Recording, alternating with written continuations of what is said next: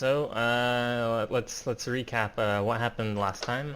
So you guys showed up in this village, kind of a ghetto, just like a small village on the side of the road to get some gas. A member of the small military patrol there came up to you and asked if you could help them out with, some kind of issue that was going on in the town. You talked with the commander of the garrison. He said, "Oh yeah, we have a doctor who comes from the city.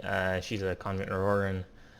While here, she's offended the locals a bit, and that's only gotten worse over time. So the doctor, whose name is Donna Vaughn.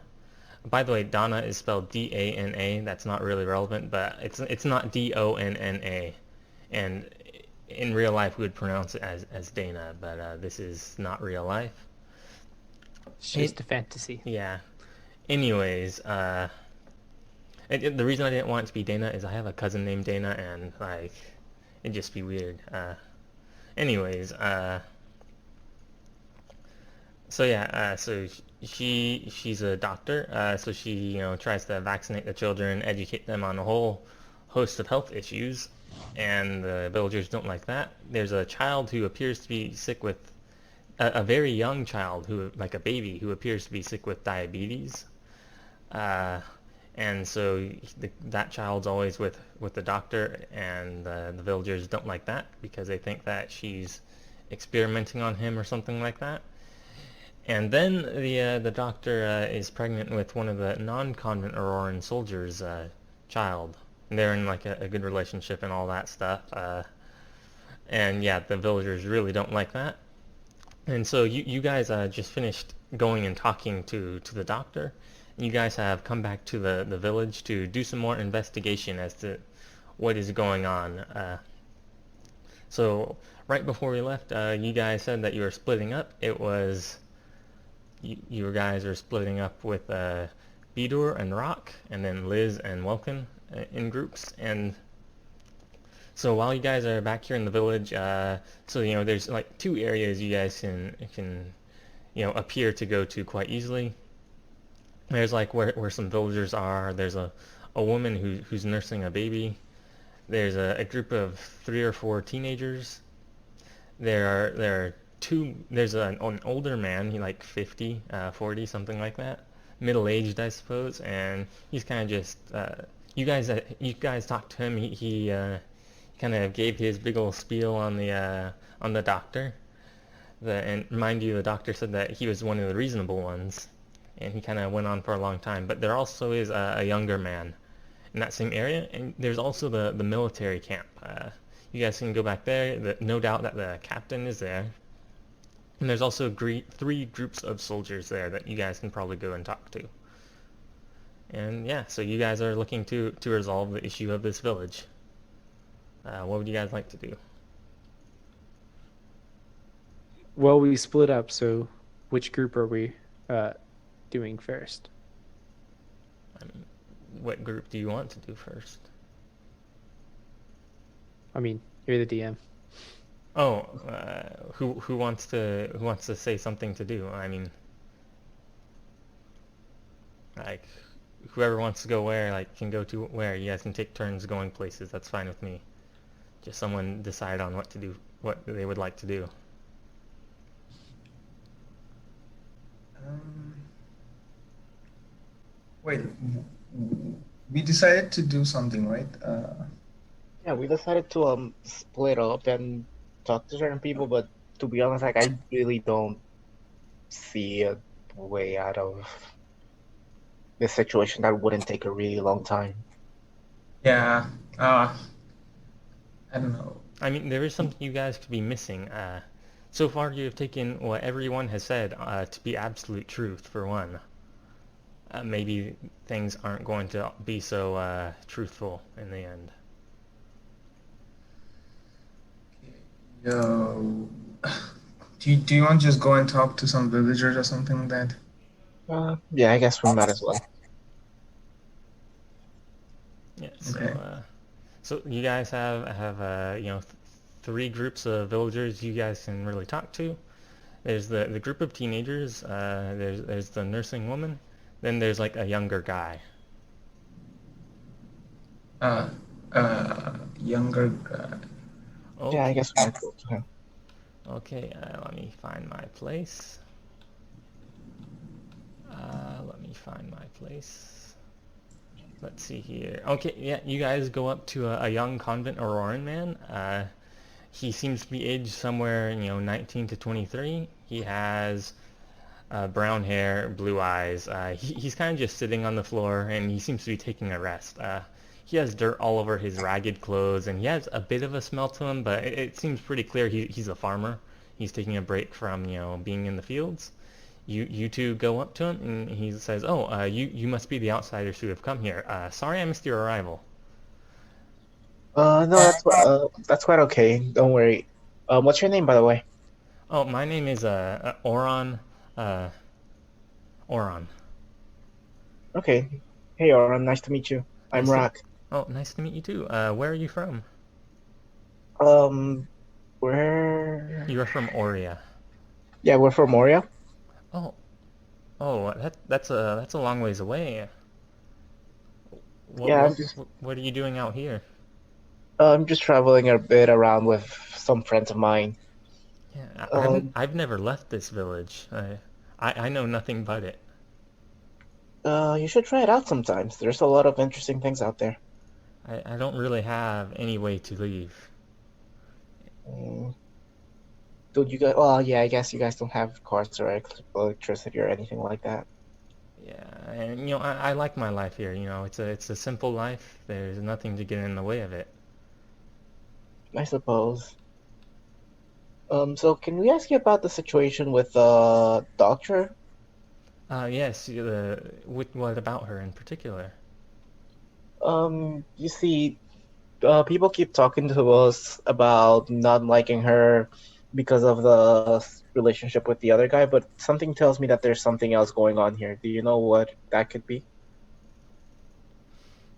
So there is this sick child, and Our Lady's been doing the best to assist him. Uh, but she receives a constant interference from a great deal of many people in our village because they think that her magic to be evil and not good. She has been forced to retreat with the child because she values his life greatly. Indeed, this shows that she would make an excellent mother to children. Yeah, but do you know if there's any other reason why they might dislike her besides those two things? Yes, there's all this about the practicing of magic, but I don't think her magic is evil. That being said, there is a man. I hear the soldiers call him Seta. He is an evil man, and he has tarnished the reputation of Dana. He has spread his lies about a supposed intimate relationship with our proud doctor. No woman of Aurora would ever stoop so low as to commit such acts. If it were up to me, he would be seized and hanged for spreading such malicious words. Well, that took a dark turn. Yeah.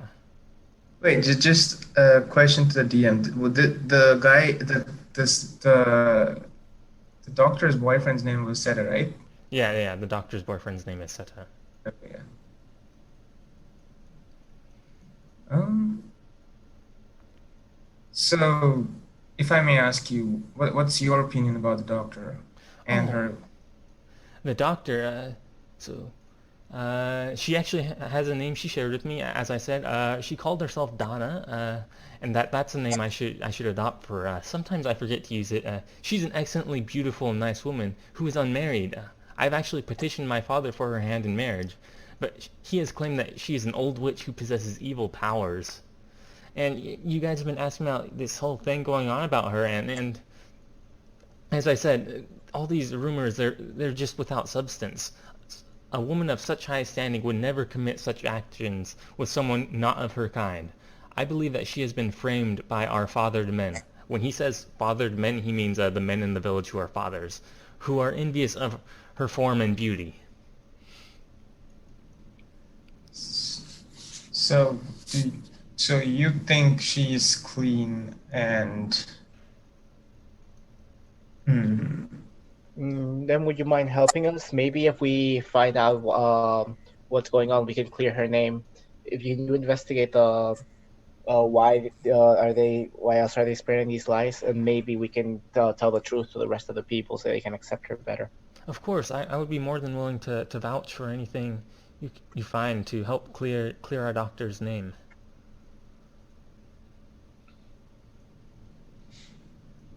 Yeah, let's see if we can get any useful information out of him. So, who would you say in the village hates her the most? There are many. It's mostly the fathers of the village, the ones who have had children with women here. They do not like her. I would have to say yes. It is more the people here who have had families. They do not like this doctor here. They see her as foreign, and they see her as a practitioner of magic, and they see her as a bad influence. You know, this is a convent Auroran village. And given that the doctor is also a convent Auroran, you know, she is to be an example of a person to follow. And many of the people here believe she's a bad example to follow. I do not believe that, but I can only speak for what others are saying about her. Is there anybody who shares your opinion in the village? There are unfortunately not too many. I'm not sure how much about convent Auroran life you are aware of, but people tend to get married quite early and have families quite early, so there aren't many young people. Like in my case, I am unmarried because I was told that there are no women here for me to marry. But there are a few teenagers, and maybe they think better of her. And there are some children, but I'm not sure if they could. I don't think their families would let you talk to them. Can you take us to these people who have a better opinion of her than the rest of the village? Of course. So he leads you over to like this group of 3 or 4 teenagers, and let's see here. And he says, "Oh, yeah, some of these are members of my own family. They will help you as much as they can, and as much as I have been able to. Go and talk." And he tells the teenagers to behave themselves. And yeah, and then he goes back to resting. Yeah, so once you guys get brought up to the teenagers, let's see here what happens. Yeah, the teenagers, there are 3 men and 2 women.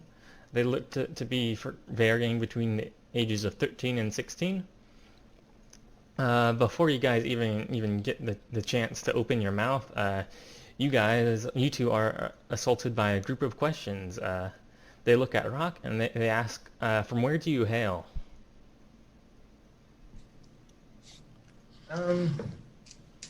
Hey, we travelers. We come from far off lands. Oh, they asked Rock in particular, like they're looking at him. Okay. Oh, me? I think I already told them I was from Arya. These are different people, but yeah, you tell them you're from Aurea, and they're like, "Oh, I guess we do not know where that is." And then they look at Bidur and they say, "Oh, have you come from cities like the soldiers?" What cities like that? Cities like the soldiers, so the soldier garrison who's in the village. I've been to cities from there, but I'm not from there, from those little cities. And they say, "Oh, we too do not come from a city. We are but humble people of Aurora. But these soldiers have shown us pictures of their cities on their magic stones. They look unlike anything we have ever seen, as if our road and your cars were used to assemble a work that stretched to the sky." And again, they look at Bidur, and the oldest of the teenagers looks up and says, "Sir, I must ask on behalf of my father. Are you not married and in good standing? We have been looking to have my sister married, and my father would like her to marry outside the village." So as a clarification, the old previous guy you talked to who was like in the 20s age. From what this would imply, it would imply that this 16-year-old guy, this 21-year-old guy, and one of these teenagers here, they all seem to be siblings. Because I mentioned Okay. that the 21-year-old guy can't marry he can't get married in the village, and so it would appear that he is the brother of one of these at least two of these teenagers. So yeah, he goes up to Rock and asks, "Oh, yeah, would you like to marry my sister?" Essentially, my father would like to have my sister married outside of the village. Are you available? I'm sorry, but where I come from, that's not exactly how we do things. It's not only that, but I'm merely passing by. I'm not planning on staying here long. He says, "Oh, this is a shame. Perhaps you may have a friend that can fulfill that role." I could try asking around, but I wouldn't hold my nose to it. She would appreciate it greatly, my sister. And then they say, uh, yeah, and yeah, so they finish saying, and they're like, okay, so what else can we help you with? We were told you would like to talk to us.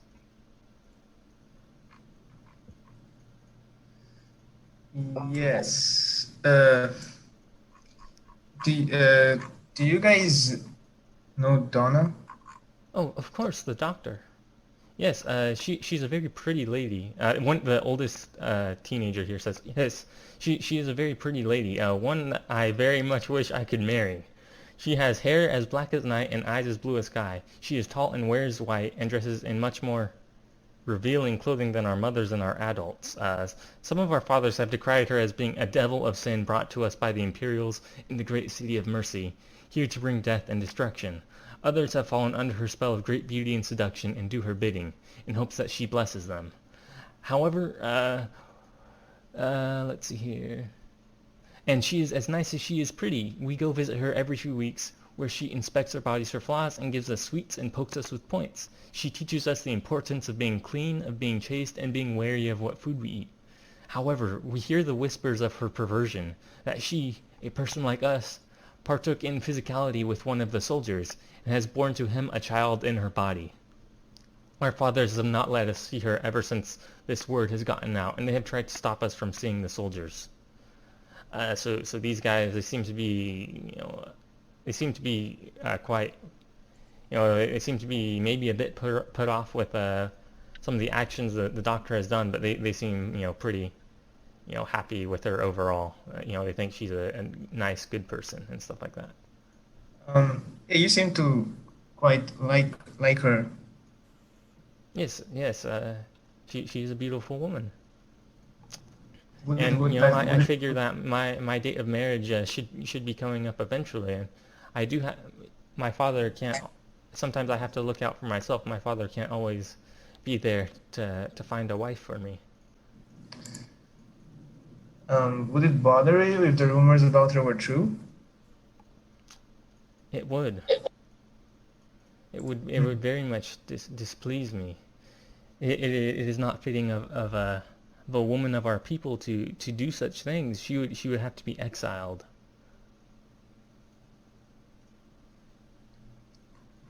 But the soldiers overall, the soldiers we have here, they are, regardless of whether or not the rumors are true, the soldiers we do have, they are truly a wondrous people. I mean, they show us the drawings of the lives they once lived in, and we are constantly amazed by that.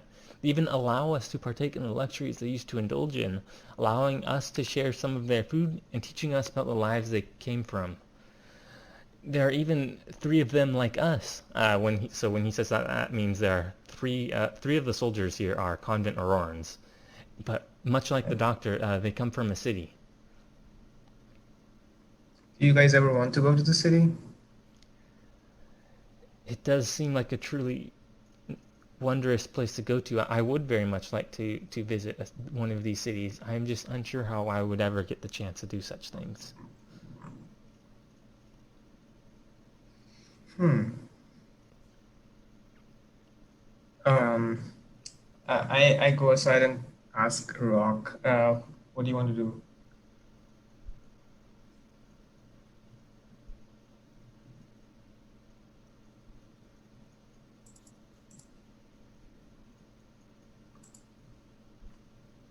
So one topic of conversation might be so these teenagers, right? They mentioned that they visit with the doctor. They used to go to her before this whole pregnancy thing came about.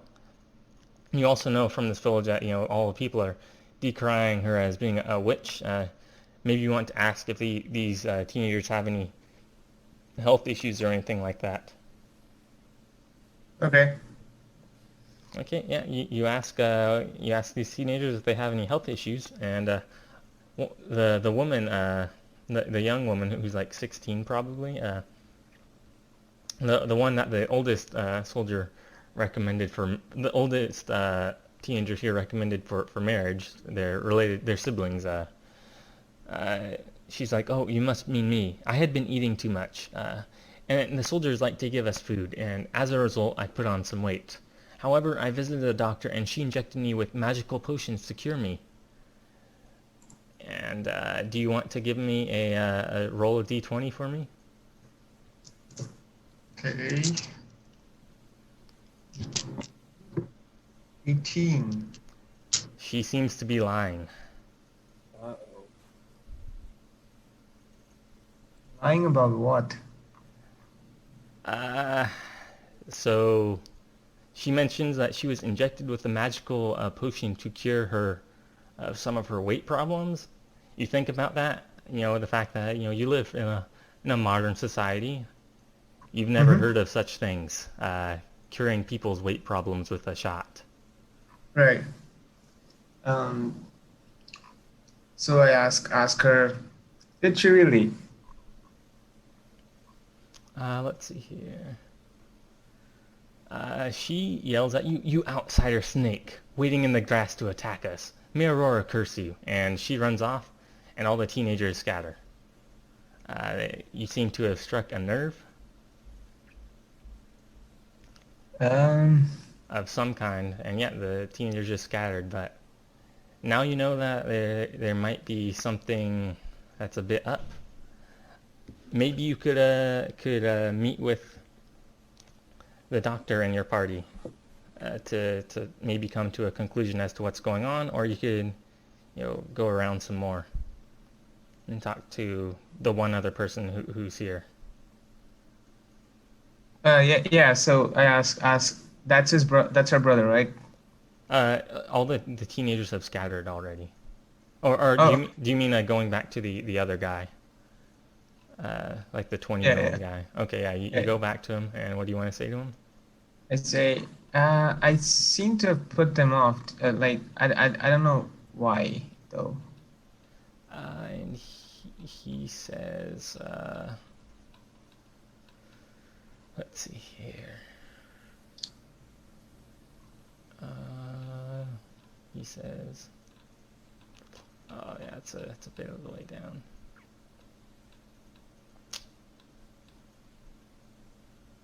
Let's see here.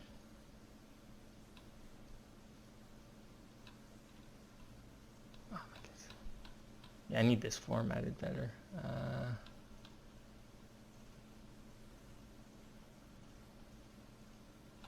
Did I really pass by it? Ooh.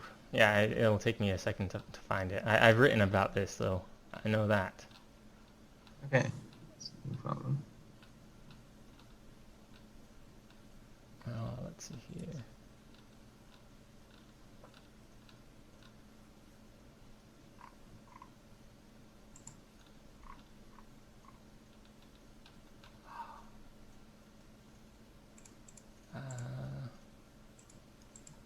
Okay.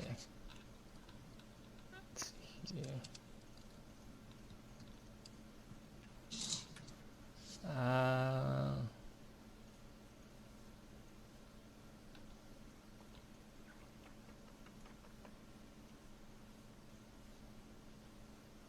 Okay, so you're asking. Okay, yeah. So you mentioned, yeah. I like said something. I accused someone of lying, and they kind of just like ran off. It's like, oh yeah, you're talking about my sister. Most of the men believe that Donna used her sorcery to steal the sustenance from her. But I simply believe that the food she ate was unhealthy. Our doctor used her powers to to cure her of her poor ailments. Okay. So according to him, so according to many of the villagers, like the doctor cast a spell on this woman to siphon her life force, or or the doctor used her powers to shed some weight off of this young woman. Oh. Yeah, that's what I would believe. These. Yeah. There Well, are no medicine. you having this idea that you can't exactly give someone a shot to make them lose weight. Yeah. So yeah, maybe you want to meet with your teammate who's a doctor, or maybe you want to ask around with some of the soldiers who might be a bit more educated on this stuff. Yeah, yeah. That would be good. Okay. Yeah. I think we go back. What do you say? Uh, rock.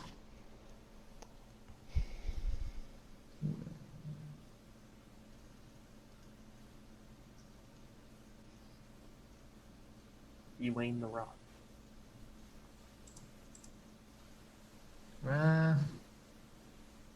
Louise. Okay. It would seem that Rock has died. He is Maybe. muted for some reason. I'll unmute him.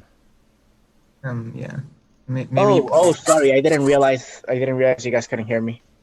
Oh, okay. Rock has died of dysentery. He poisoned himself. It's on the But yeah, I was saying we should probably just talk to the doctor directly and ask her if she injected her with anything, or like what were the causes of her weight issues.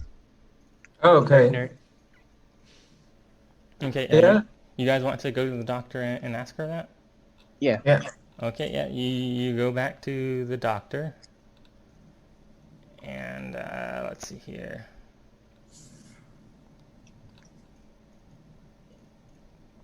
So let's see here. Yeah, she's like, oh yeah, that. Let's see here.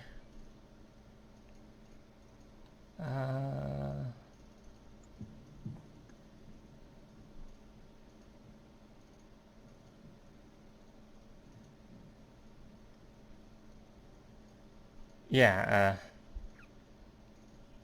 yeah, she's like, oh, yeah, I remember that. She was what, like 16, right? Yeah. Yeah, something about weight problems, right? Yes. Yeah, that's not what it was. So She was pregnant. Called it. Her family, quite thankfully, thought that we were feeding her too much junk food. The instant they brought that up, we rolled with it. In such isolated convents, fornication tends to be quite rare, which means that someone brought it here. This means one of the guards, one of the soldiers. We're not actually sure who it was, since let's be honest, we've all been away from whatever wives or girlfriend we have back home. It's just that us convent Aurorans are a bit more inclined to stay faithful. I mean, you have our assurances that. Oh, am I reading the wrong dialogue? I am reading the wrong dialogue, but yeah, this is what the doctor says. Yeah, someone, yeah, there was someone pregnant. I don't exactly. It was brought here. So I do think it was one of the soldiers, but I'm not sure which one. I don't think it was any of the convent Auroran ones. Well, how can you be so sure? Because they wouldn't do such things. I've talked to them before. They're Well, already married, and I am going to assume that they are faithful. I mean, but the girl, you're making this assumption about all of them, but clearly the girl did do it with someone, so why would it be so impossible for somebody else to have done it with her too? That's part of the same group. You're a convent Auroran, right?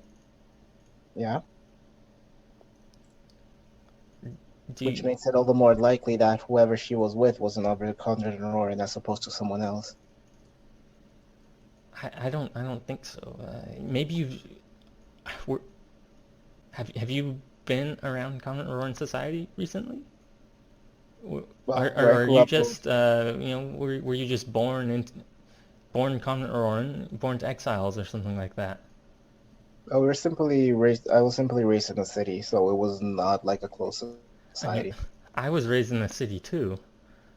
The men we have here were the Stephene guardsmen here who are Common Aurorans were also raised in the city too. It's not like us to go in and be infidels, I guess that's the term. To practice infidelity in a marriage. A marriage is sacred. I have talked to the three men here before, and they seem very happy with their wives. I don't see why they would cheat on their own wives for a woman here. But I do think it was. I mean, yeah, it was definitely one of the other soldiers, though. I'm not sure which one.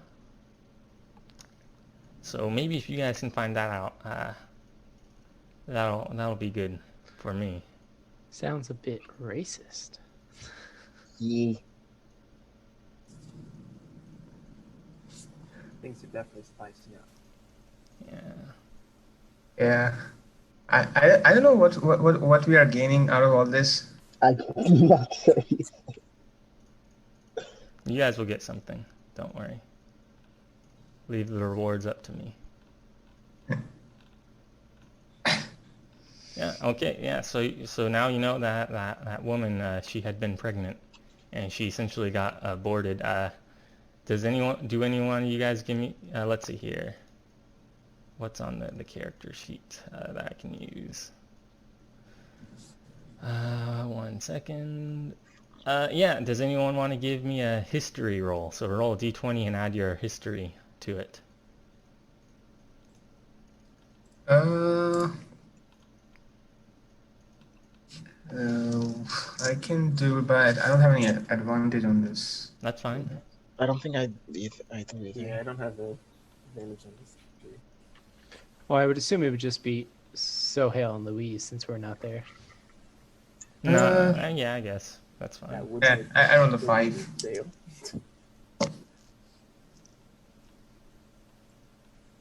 I rolled a 5. Yeah. You don't know anything. You're just like, okay. Dumbass. I guess abortions are normal enough. Yeah, I mean we have a doctor in our group, right? We can have to go and talk to him. Oh yeah, you can do that. You should probably actually get him. You should probably provide some advantages.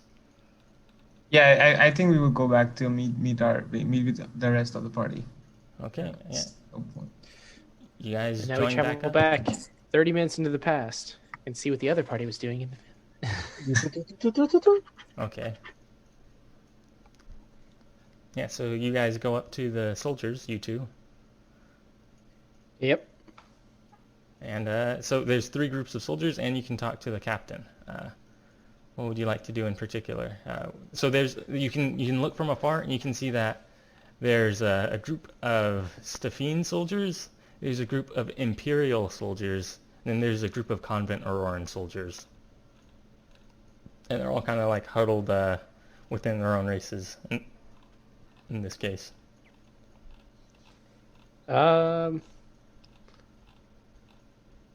Let's see. I guess let's go with this Stephene so Mason can deal with him. Okay. Let's see here. Yeah, you go up to the Stephene soldiers, and one of the familiar soldiers from the gas station who had shot the rifle into the air. He looks up and he's like, "Oh, it's you two." So it looks like you guys are helping out with our predicament. Yeah, if you need anything, just let us know. And yeah, what questions do you have for these guys? I guess we'll just ask them about the situation, ask them about the doctor, ask them about Seto. Yeah, you ask them about the doctor. Donna, she's a bit of a mixed bag. The captain will speak praises of her all day, but I don't know. There's just something I wouldn't like about something I wouldn't like about having my kid taken away from me, even though he was sick. You know, I bet if I was in the position of these convicts, I'd think she was an evil doctor. And another one speaks up, she always seems really nice to us, but I'm pretty sure she has a superiority complex over them. I guess some things transcend race, right? I don't know really. Maybe you want to check in with Glatter, Enna, and Seos, our convent Aurorans. They talk to her a bit more often than us. And then you ask about Seta, as you mentioned. They should say something about him.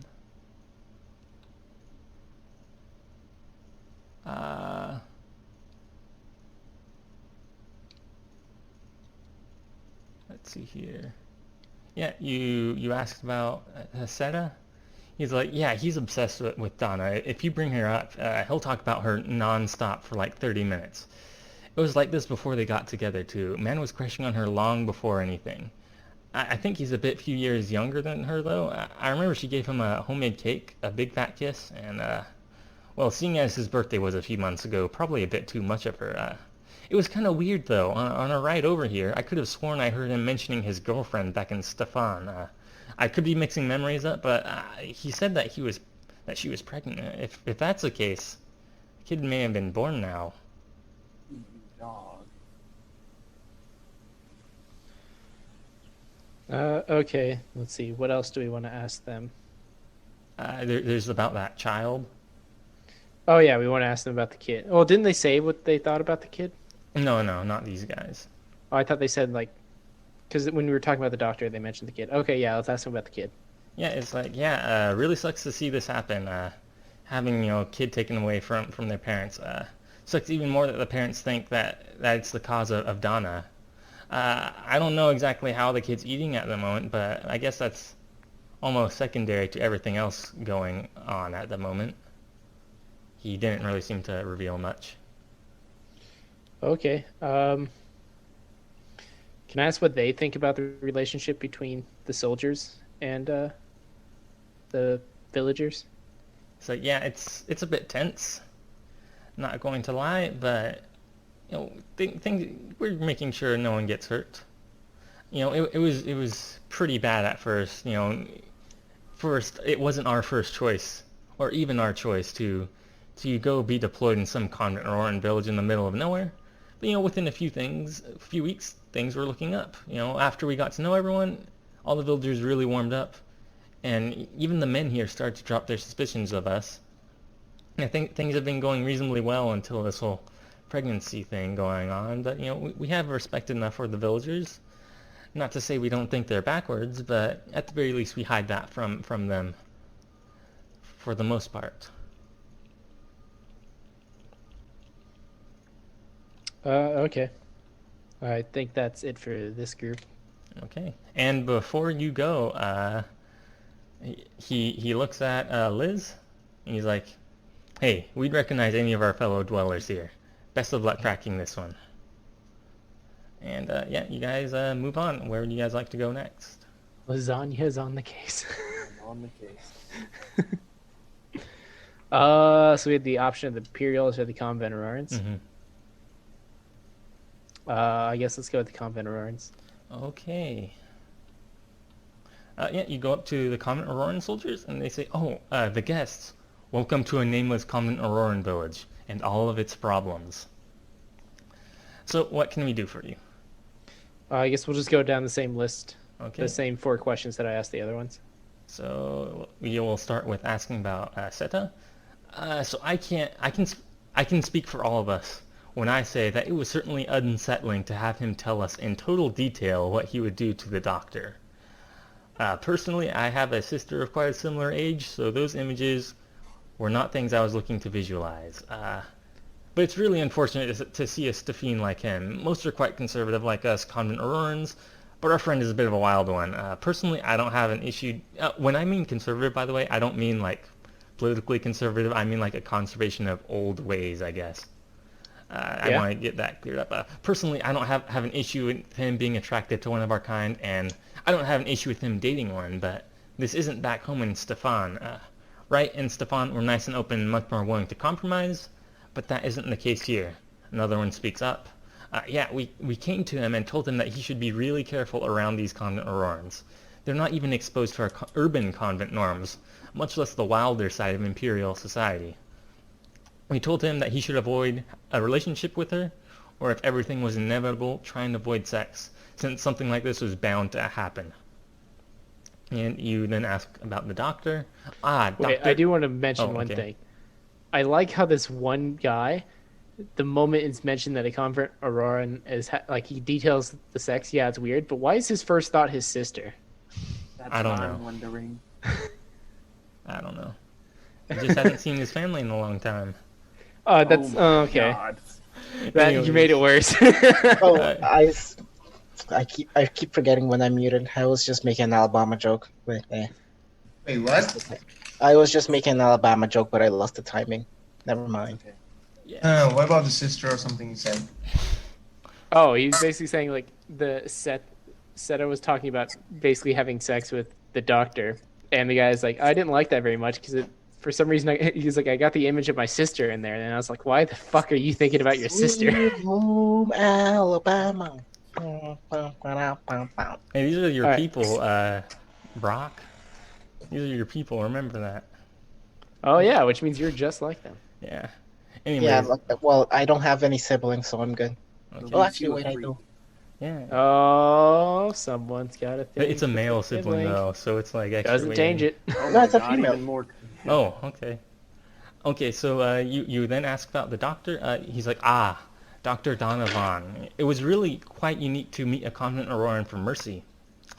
She's quite a bit more conservative than we are in Stefan. I don't exactly know what it is that drove her to the depth she's gone to now. But, on some level, I can sympathize. One of the other ones speak up. No, on some level, I can sympathize. She's 33. She's probably had great pressure put on her by her family to get married and have children. I mean, if my sister and I were not married by her age, if my sister or I were not married by her age,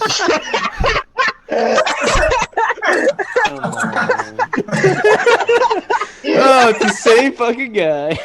yeah, if my sister or I were not married by her age, my parents would be on my case. Our societal pressures can be really harsh on others and drive them to do some strange things.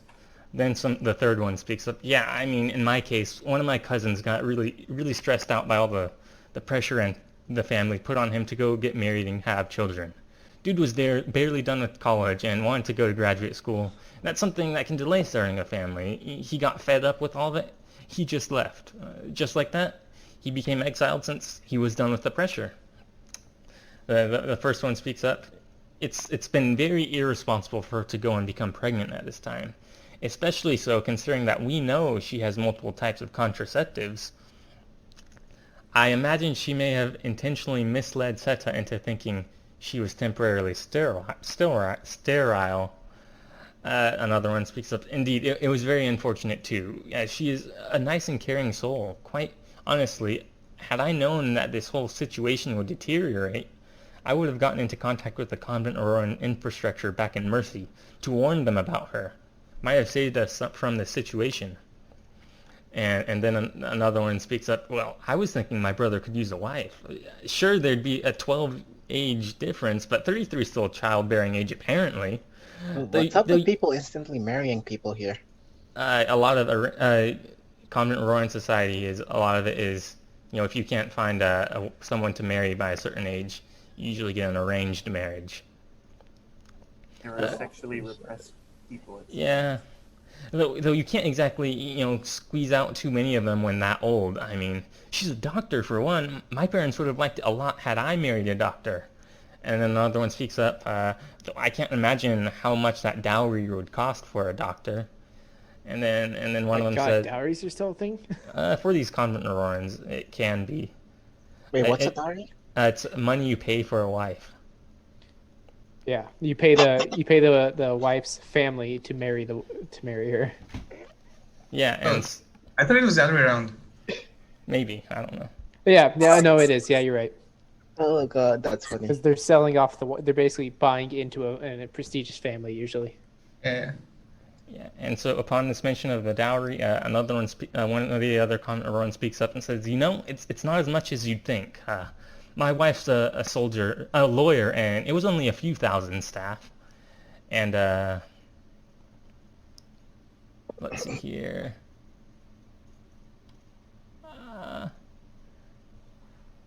And one of the other ones speaks up upon hearing about his wife being a lawyer, and he's like, "And you're a soldier, really?" And he's kind of just like, like it's good money. And yeah, what else? And you want to ask about the child next, right? Yes. Yeah, and you mentioned it's this diabetic child, and they look at you and they're like, "Is that really what they're calling that thing?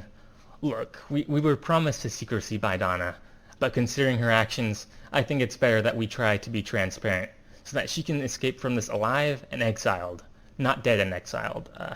That rumor is entirely false.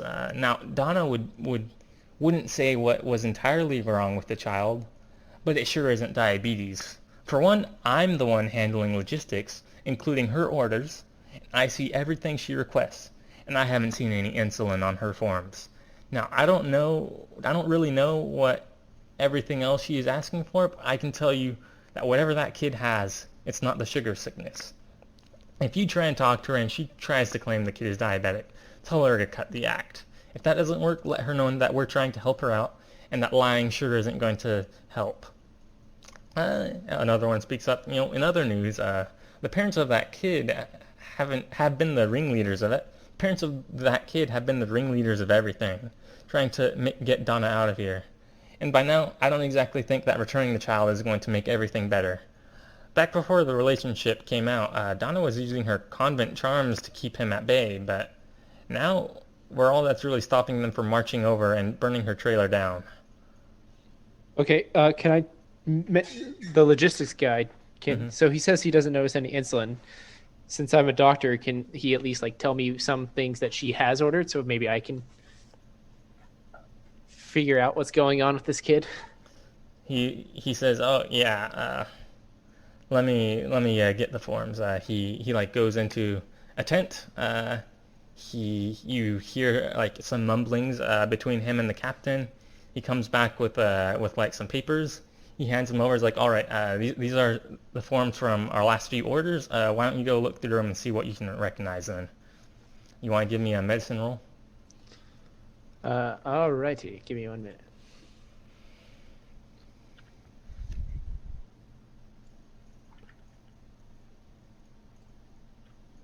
Oof. What? Oof. Just oof. I rolled a 1, Oh, no. which is really what the fuck? You get negative information.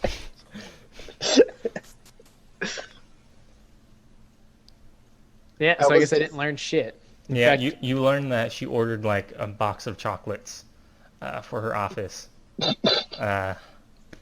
Yeah, but you do know that there's something up. You just don't know what exactly. That may be something to talk to the doctor about.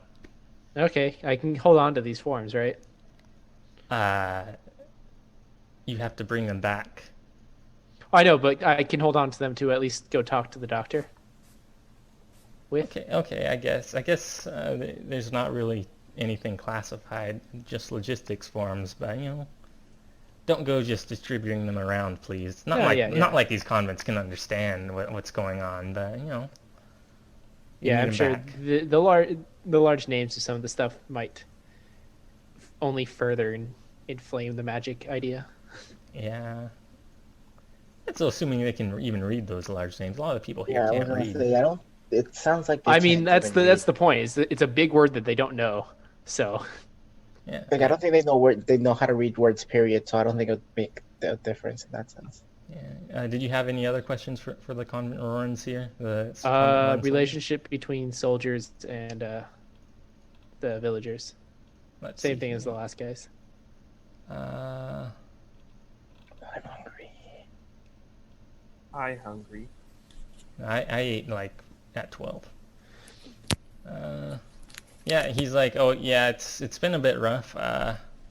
This deployment's been very revealing. I can't wait to get back somewhere with cell service so I can tell my grandparents that I'm thankful for that they moved to a city. But it's our first deployment. We're learning, and we're quickly learning that most of this deployment isn't about how quickly you can shoot a guy in the head, as much as it is that you can ensuring others don't shoot, that people don't shoot the heads off one another. And honestly, it's given me a much greater respect for my life in the city. And yeah, the actual relations between the villagers and us, they've been getting better over time before this whole pregnancy thing.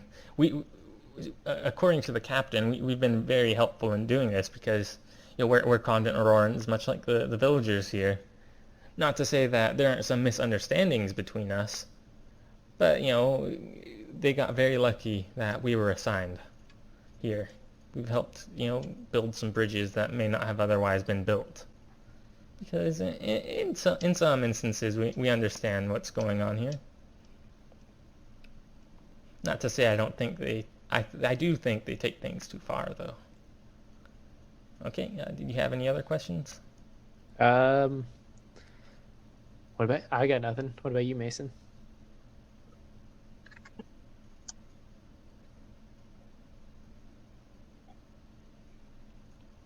you do that? Words. I don't really have anything. You don't have You are anything? absurdly quiet. Oops. Like, can you not hear my voice? Like I can hear you whispering into my ear. Okay. Does this make it any better? Yeah, I'll see if Might I as can well find do it's still ASMR pretty videos. quiet. Do ASMR videos. He leans in close and just whispers, "It's free real estate." My speaker's all the way up, or my microphone's all the way up. It's all over now. It's all over. I don't know. It's still very. I can somewhat hear you, but if anyone else talks, I will have no idea that you talked. Okay. I'll have to scream a little bit. So, did you have any questions for these convent Auroran soldiers? No, I don't. Okay, so then what's your guys' next action to do? I suppose go for the Imperials, the last group. Okay, you guys go up to these Imperial soldiers. They look up at you and they say, "All right, greetings. Do you need information for your task?" We sure do. They're like, "Oh, okay. What can we help you with?" I imagine you ask about Seta first things The first. same 4 questions. Okay, you ask about Seta, and first things first, one of them says, "Guy's too horny for his own good." You had this guy saying that he had his super hot girlfriend named Stefan. First thing he does in Mercy is hunt down some Anarch whore. Took him a while to get the hots for Donna while here, and before he was going on about one of the local women here. Shit, I don't even think he's committed to her. Okay. Do you want to ask for more about this local woman, or not? Yeah, sure. I'll ask him what he means about like what's the situation with the local woman and this Okay. man. He's like, and all Sarah. right, I got him drunk one night on Overwatch. Dude spilled everything. He went into one of the, well, let's just say that back in Stefan, hell, even in this shithole, he'd be put in prison for violating an underage woman. This was a few weeks after him and Donna got together. Dude claimed that he had to have his needs satisfied somehow, and that she wasn't putting out. I don't know exactly where you lot come from, but here they don't have contraceptives, and I'm willing to bet that that little lady got pregnant, went to Donna before her father found out, and got that fetus aborted. No doubt that Donna got the name of the father of that poor girl. I'm willing to bet that after finding out, Donna decided to fake a pregnancy. And one of the other ones speaks up, "Oh, really? I figured that she just used her charms on one of our convents." And that same guy speaks up, "Nah, they're married already. Convents take that shit seriously." And then maybe not too much to rule one of them in. Okay, and yeah, so you've gotten one step closer. And you want to ask about the doctor next, right? Yeah. One of them speaks up. Donna's a crafty one, and she's a really smart person, and you have to be really careful around her. Let's put it this way. She claims to practice family medicine, But I wouldn't take my parents to her. I'd be afraid that she'd find a tumor on my dad and remove it right then and there with one of those straight razors. Almost give me mad scientist vibes. And then another one speaks up, don't pay attention to this fool. She's a perfectly normal enough of a convent Auroran, just with a set of balls. I don't know what kind of ballsy convent Auroran fucker would stepping in the fucking center of a fucking hick-ass convent Auroran country. But I guess she doesn't mind exile. Ow. You then ask about the baby, right? Sure, but can we talk about this language that you just used? It's this soldier in particular. He has like this whole. This is just how this soldier talks. Yeah, you ask about this diabetic baby, and the guy mentions. Yeah, did I mention that Donna's the mad scientist type?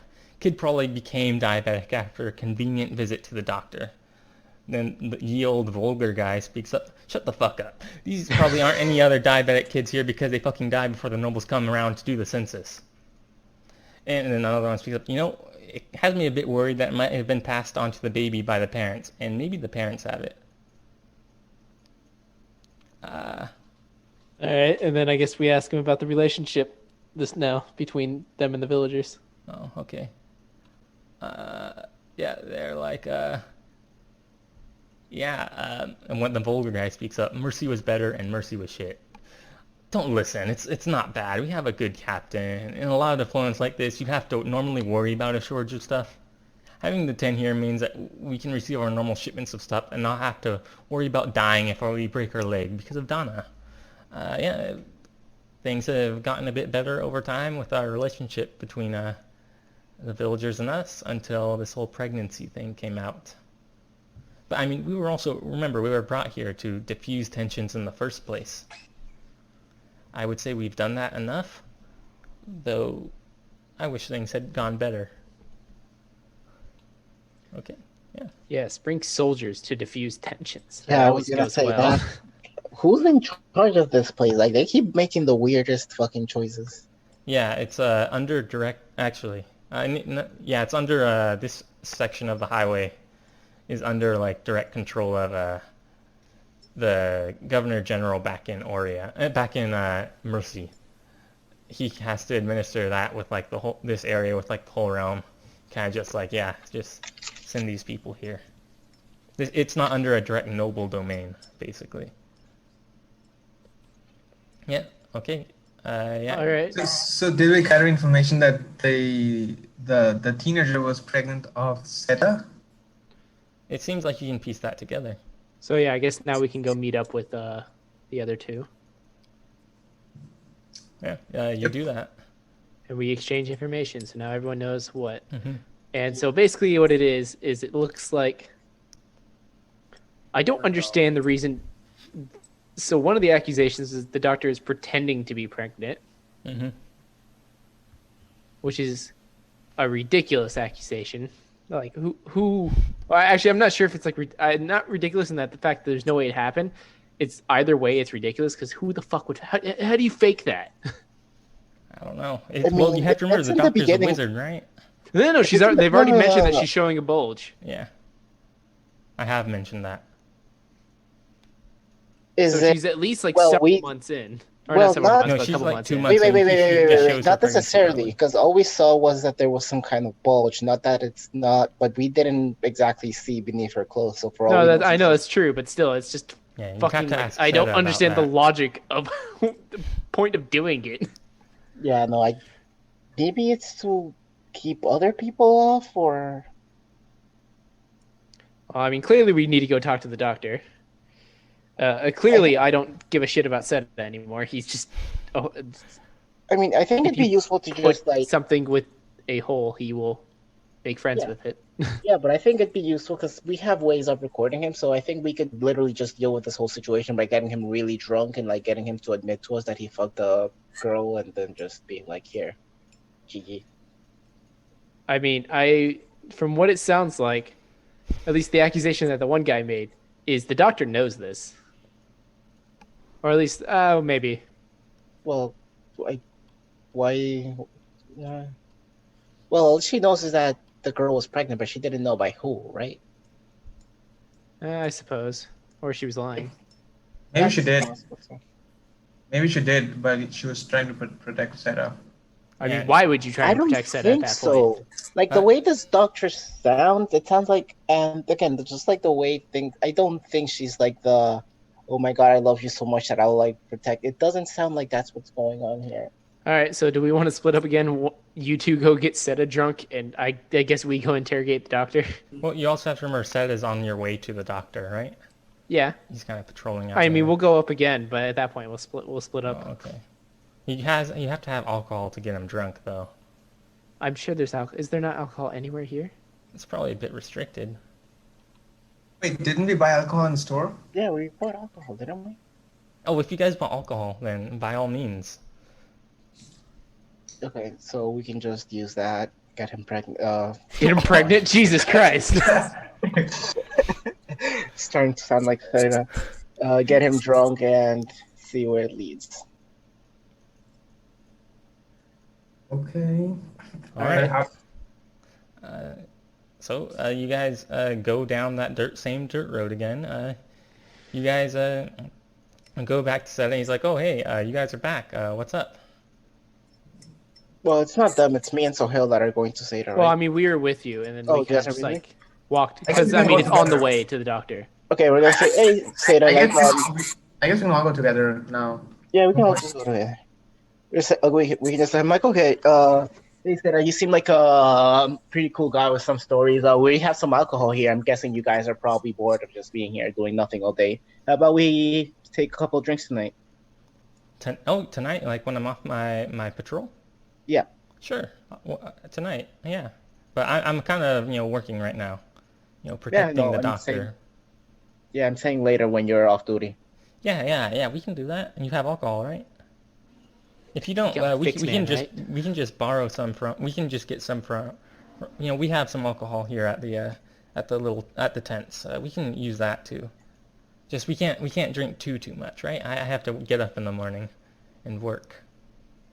Okay, yeah, it'll be fine. We have some alcohol too that you should definitely try. I'm guessing you're probably missing some. You probably want to taste something besides the things that you guys got from the government, right? Oh yeah, of course. Okay, so we can just do that. Yeah. Were you going to see the doctor or something? Yeah, we are still trying to figure out the whole situation to try to help her out. So we're just going on our way to talk to her. Okay, good. Yeah, it's a situation that I don't envy her with. Yeah. If you guys want to go in to see the doctor now, you can, or if you got something else to say to this guy, like by all means say it. You can go to the doctor.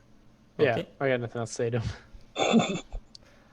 You guys, let me actually go to the bathroom first, because I drink lots of water, and then we'll get back to it. Oh, Liz, you might have to seduce him when he gets drunk. Oh, no doubt. Yes. I'm going to take a drink. Lasagna's gonna get pregnant. Just get your seduction skills ready. You can go to the doctor and get some contraceptives or something.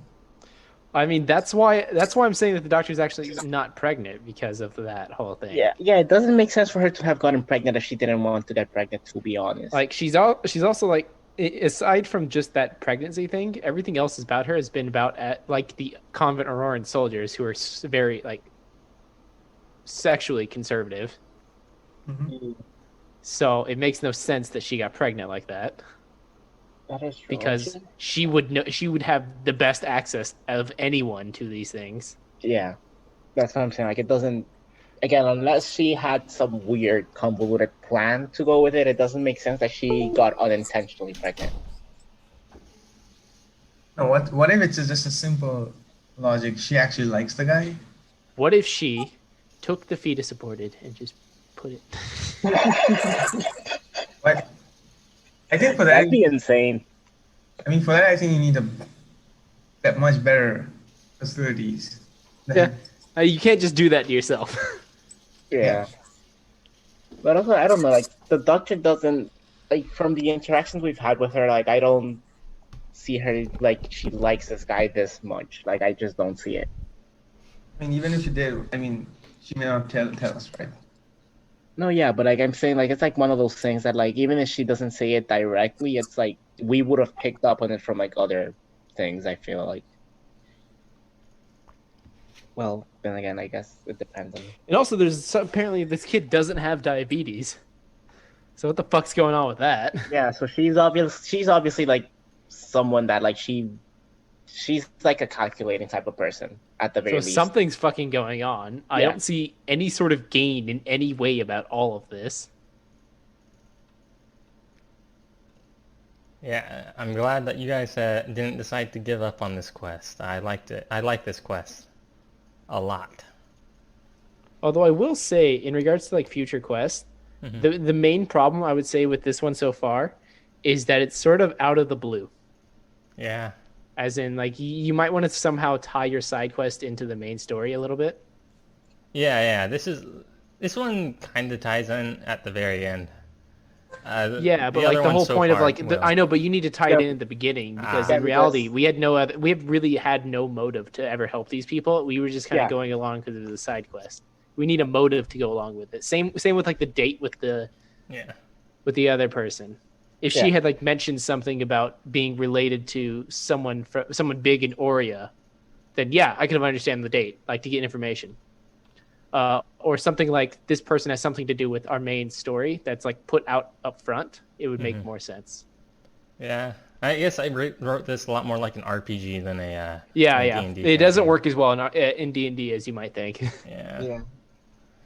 Okay. So 'Cause, I mean, just for an example, and like the things that you guys are doing, the whole wine thing wasn't like a lot of that is just side story. You didn't have to do any of it. Like, for instance, when you guys went to that winery, that was entirely a side story. You didn't have to do that, but you got information essentially. It helped further the story, but whether or not you did it, the story would have been furthered either way. yeah. Yeah, that's what I'm working on the campaign still. There's a lot to do, and yeah, I'm trying to. After this quest, I think everything basically ties in so far. Okay, so far that's my only like complaint. Yeah, I mean it's a valid complaint. So everyone's back. Yep. Okay, so you guys head back into the clinic, and you have good old Donna there. She's sitting back at her desk. You guys come back in. She stands back up and says, "Oh, hey, how can I help you guys?" So I guess we'll start with saying, so we know that the kid doesn't really have diabetes, so what's actually going on here? Okay, so let's see here. She We has open up with a something- zinger. She does have something to say about that. Somewhere in her enormous, massive dialogue. Right. Let's see here.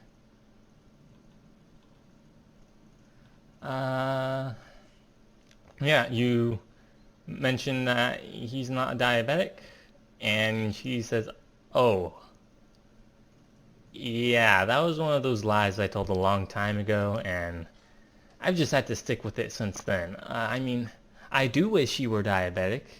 That's something you can survive quite a long time with. Unfortunately, he has something much worse. In particular, he has a case of hemophilia, a quite severe one at that. For those of you who don't know what that means, it means that he's very vulnerable to bleeding, even on an internal level. Something a bit minor to us, like a fall or hitting our head, or any other set of small injuries, has the possibility to kill him. Even worse, hemophilia, or at least the genes of it, are passed from parent to child. So his condition, if he were to survive until adulthood and have children of his own, could propagate to not just this village, but it could eventually spread to convents all around Anarch.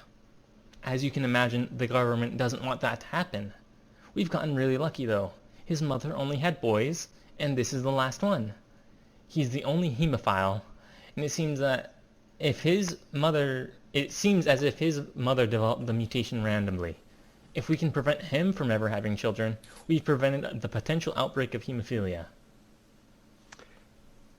Why lie about diabetes? It was just one of those things I came up with. It was a bad decision to lie about that. I mean, yeah, why not just to say he has hemophilia and then I apparently you're saying that you need to prevent him from having kids, and I'm curious about what you mean by that. Snip, snip, snip. That's always an option, of course. I think it needs to be somewhat voluntary. Sterilization. This is You're It's not from like the we're in a basically autocratic government. I don't yeah. think You guys are in human rights autocratic matter much. governments. This idea of choice isn't always a thing. The that's choice of present. whether or not you keep your balls. I mean, I feel like that's one you can't take away, regardless. Well, I mean, all you have to do is drug the person, then just take them off. this is a child, remember, too. So it's one of those things where it's like, yeah, he can't make a choice on his own. We can make the choice for him. She's like, yeah. You don't make the. All right. The British government chemically castrated. Yeah, good old that. Yeah, I don't remember. Yeah, but this is also Jesus. somewhat modern Enigma era. code, dude. I mean, still, no, like just back in the 1950s, we had that parents could basically castrate their kids if they thought they were dumb. One of the Kennedys had a lobotomy. Okay, we don't need to talk about that one. The lobotomy is a whole other thing. Just saying, it wasn't. But yeah, no, too like, distant past. Yeah, but just back in the 1950s, like your parents could basically castrate you without your consent. Also, Yeah. the lobotomy thing is part of that whole like.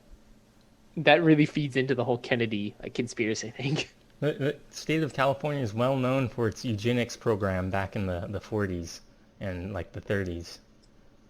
There it is. Good old times, right there. Anywho, Yeah, it seems like the doctor, she had just like come up with this lie a long time ago, and she just stuck with it, for better or for worse. She's just like, yeah, and you know, there's Okay, a few so ways to let's solve move the on problems. past this then. Okay. Okay, this is probably gonna. Do you have any other solutions besides that one? Because I assume once you do that one, these people, if they find out, are never going to be okay with you. I mean, yes, of course there's sterilization, that has a lot of issues potentially.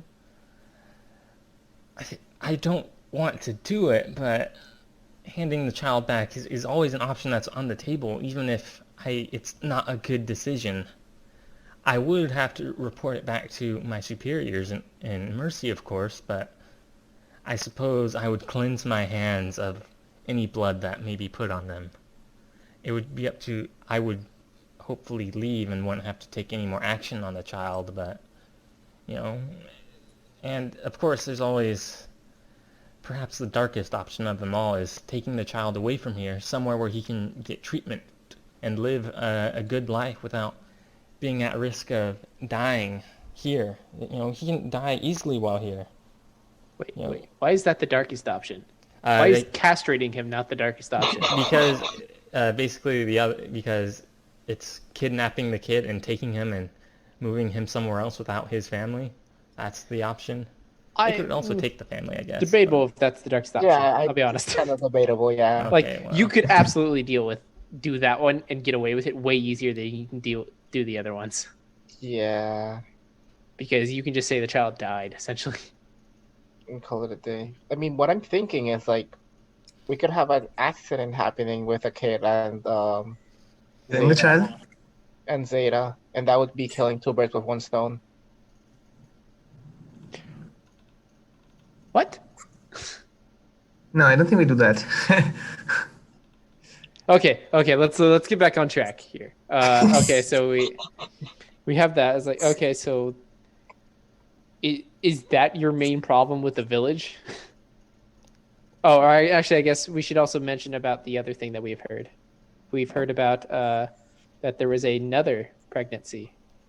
Oh yeah, in, yeah. Yeah. Oh yeah, she told us that one. Yeah. We've also heard an interesting rumor about who the father might be. Oh, who?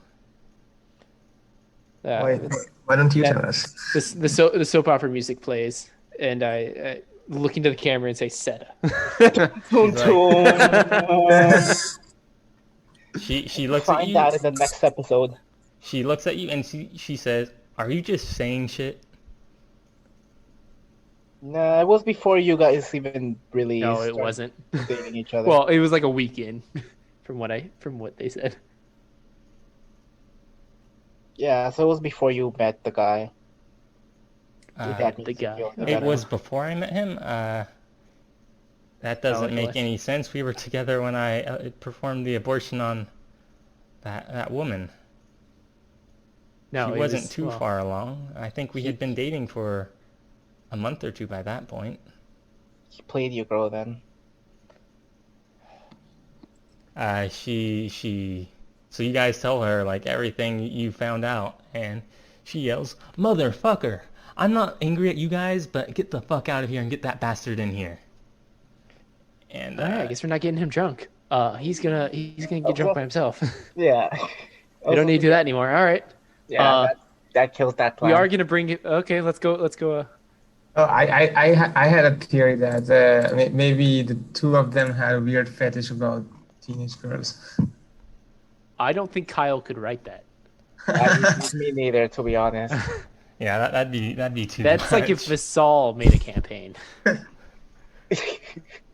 Yeah. You know, if Visal talked to people anymore. Yeah. I mean, honestly, like, if anyone but Kyle would have written that, I would have been like, okay, it turned dark, but I can see that. Okay. All right, so we go up to Seta. You know, kind of like the little kid who has to go tell his older brother that he's about to be yelled at. Okay. Yeah. So you guys leave the clinic. Oh no. Oh, you guys are. Well, We send them in, and I'm gonna listen in on Oh. this. Yeah, same. I Okay, absolutely good. like- I was hoping you guys would listen in on this, mind you. I'm gonna be stuck to the wall like a fly, bro. I want all the. We got a secret agent who can help us hide. Okay, yeah, you guys go get him. You don't want to say anything to him while you're go getting him? Absolutely not. Just be like, oh yeah, Yeah, the doctor's the calling. doctor wanted to talk to you. Oh, he's like, oh, okay, sweet. Yeah. Like, yeah, have fun. We finished talking with her. Yeah, Yeah, you bring him in. You guys go back in and have like a seat. Grab some chocolates off the desk and like eat them. Wait, are we? Are we in the same room? Do you want to be? I didn't think she would let us. So how I wrote this is you guys like leave and she runs outside and like calls to him and has the argument outside. But yeah, you guys want to be in Okay, I'm fine with standing there. Actually, it'd probably help if we were standing there. Yeah. Yeah. Let's sit there. Let's watch I'm gonna this. get some seed and some popcorn. Just hold on. We bought a lot of food, right? We can just have a barbecue or something. Yeah, just like, Yeah, there we go. Yeah, you guys are just like hanging out. You guys are outside, and you taunt the doc. You mention, oh yeah, doctor, your girlfriend's coming right out to see you. He's like, oh okay, cool. And then like the door opens, and she just yells, Sonam, you want to see how big of a bitch I can be? And Oh. Seta, he went from being like all like, oh yeah, I'm a cool guy, and then his face completely changes. He develops beaten a puppy sense, mode. yeah, he develops a sense of fear, and he certainly looks quite a bit weaker and more passive. And Donna yells to him, "What? You're losing your nerve now?" And then, with great anger, she just says, "We're through. You're a horribly disgusting human. You're a horribly disgusting human being. Do you know how much of your shit I've put up with? I've got you telling intimate details to every fucking animal that has ears, showing me off like I'm some kind of prize whore, and you've topped everything with your latest antics, haven't you?" And she seems quite sad now, and she almost begins to cry. She speaks, "I can't believe you cheated on me. Do you have any idea how much that hurt to hear? I gave up so fucking much for you. We were going to have a child. Do you know how much that means to me?" Oh, And it wow, that was fucking actually stung when I heard that you had slept around with one of the girls here. And it got passed off to me to deal with your consequences. By Aurora, I'm finding myself questioning whether or not I'm the first woman you've done this to. So this is how things are going to work from now on, alright? You stay away from me, and maybe I'll have the decency to just forget everything. And then Seta speaks up, "But what about my child?" And that gets Donna getting quite heated again.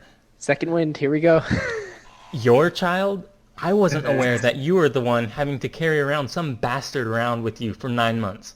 Look, you may be the father, but you're not going to know him, and if he ever asks about you, I'm just going to tell him how much of an insufferable asshole you are. and I'll fight to the end to keep it that way. Oh, I thought she was just gonna feed us Doritos.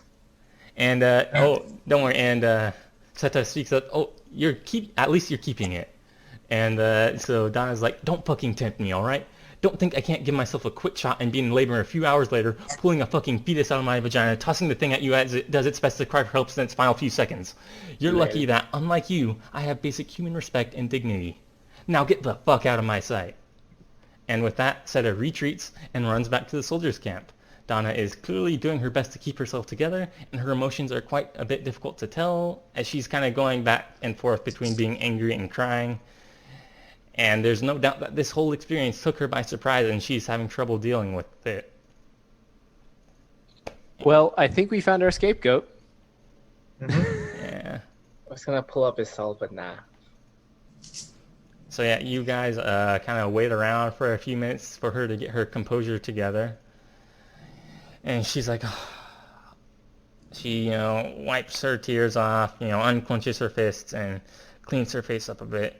And while she doesn't look particularly patient, she says, all right, thanks for waiting. Do you have anything else to talk about? Or I have a question for you, Kyle. Yeah. Where is the clinic located? Is it located in the middle of the village? No, it's like a bit out. It's on like Okay, a dirt that's a road shame. that leads a bit out. That's a shame. The middle of the village would have made this, like, probably solved a lot of problems, actually. Yeah, I could have been a bigger barbecue. Oh, wow. Yeah. Do you guys want to ask her if she's okay or anything like that? Or you guys should also probably bring up, resolving this child issue, like, once and for all. Yeah. Yeah, So, you okay? yeah, now that she's calmed down, we're just like, are you fine? We still need to talk about the issue with this child. She's like, yeah, I'm better than I was a few minutes ago. It'll heal with If you time. need a real Don't- man, I got you. Oh, fucking shit, man. Don't worry. It's all too much. 2.0 here. Wow, you I told you guys I was gonna pull up his soul. shoot your shot. My God. I gave you a warning. You don't shoot your shot within 5 minutes. It doesn't go well.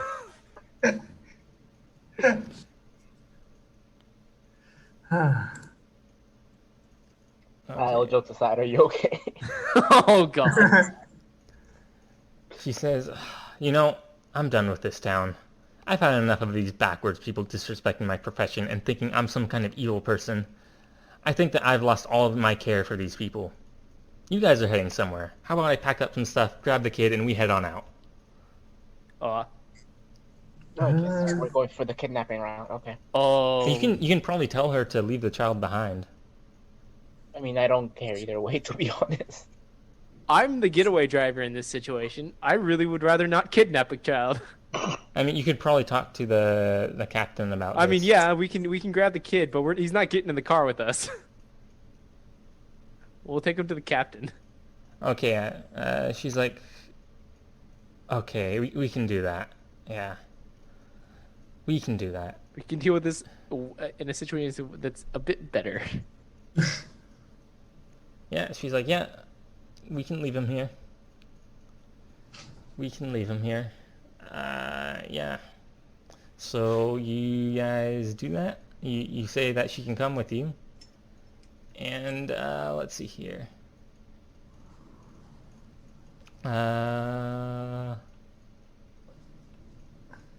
So yeah, you guys should probably head back to the captain.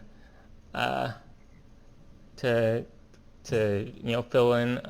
fill him out in with what's going on. Yeah, Yeah. let's do that. You guys take the walk back to the village to where the captain is, and you That's go a hell of a walk of shame. you go into the tent and you ask, you can't you actually can't see the set of guy around. Maybe he's like hiding somewhere. He's like, I wouldn't blame him. yeah, and the captain says, you've returned. Can I expect good news? In a way. Okay. What have you worked out? I assume the doctor is at some point is going to say her piece about leaving. Yeah. Sure. So yeah, that'll be said. And then I guess since the captain didn't know anything about the situation with the kid, I assume we explained that and the repercussions of it. Yeah. And yeah, so So yeah, you say that you've convinced her to hand the child back basically, and he's like, "Oh wow, that's excellent. How?" Um, let's not go into details about it. He's like, "Oh okay, that's nice to hear though. I'll talk to her." And when you mention that the doctor will be leaving, he's like, "Oh, I mean, maybe I shouldn't be entirely surprised. She's a girl from the city, stuck here for a year. I mean, I imagine she's quite burnt out and needs a few weeks to recuperate. That's not an issue, you know. I'll talk to her and we can make sure to keep everything smooth while she's gone." And do you guys want to mention that she's going with you guys? Sure, why not? He's like, "Yeah, that's a bit weird, but I suppose as long as it's all of her own accord, there's nothing wrong. Just make sure she gets back here, when the time comes." Oh, so they're expecting her to come back. Yeah, so it makes it seem like she's just taking a vacation for a few weeks. Maybe that's what they're thinking. Oh, I assume that she basically just walked in and said, "Hey, I'm done. Yeah, I Find mean, someone new." maybe that is what she's saying, but these guys don't know it, at the very least. All right. Well, I mean, not our problem now. Yeah, and did you mention that her and her boyfriend broke up? No, I decided Okay. not to mention that one. Okay. And so when you guys go to leave the tent, he's like, when you guys go to leave the tent, he's like, "Well, if you can just do one more thing for me, it's not big, I swear. If you could just wait around a bit so I can confirm everything you've told me, and make sure that we've come to a concrete enough of an agreement. Once I'm done, and I'm sure the doctor too, can properly thank you." All right, I guess. Why Yeah. not? So you guys wait around for a bit. Are there any last things you want to do while here? I don't know. Do we want to ruin a kid's life by telling her parents that she got pregnant and had an abortion? Ooh, spicy. Gore. I mean, do you want to? I really don't. Okay. Mind you, there is actually an option for that in the dialogue. Oh my God! Why did you think that far? Okay, yeah. So, you guys, what is it? Yeah, you guys wait around for a bit, and Donna and the captain, they talk to one another, and Donna, convinces the captain that she's making the right decision, and yeah, so the captain takes the child, and Donna, packs up a few things. They actually find you before leaving, and upon, they look quite ready for a final conversation with you guys. And Donna appears to have, along with like all the things she's packed to go with you guys, she has like a small paper bag, which is kind of your treasure for the mission. Everything seems to be in good order, and there actually doesn't seem to appear to be any tension. The captain speaks up. "It's been a pleasure to see some strangers here for a change. Even if our little troubles didn't exactly paint a great picture, it was good to have someone here to help with an outside eye." And Donna says, "Yeah, I appreciate it greatly. So much so, in fact, I figured that you could all go with some going away gifts. But don't think that it'll be a replacement for me," Donna says. Donna hands over a paper bag. You guys look into it, and you see that it contains a reasonable amount of common medical supplies, including bandages, a small amount of disinfectant alcohol, some cotton swabs, and a few common painkillers. So, Amphetamines. yeah, you guys get like Hey. 2 med kits and some various medical supplies, common medical supplies. I have more medical supplies now. Yeah.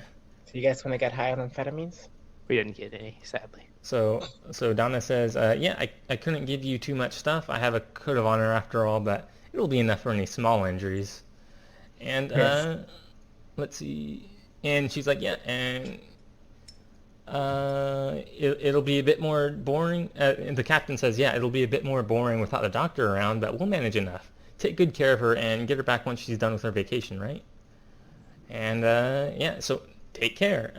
And wherever you're heading off to, safe journeys and have a good time.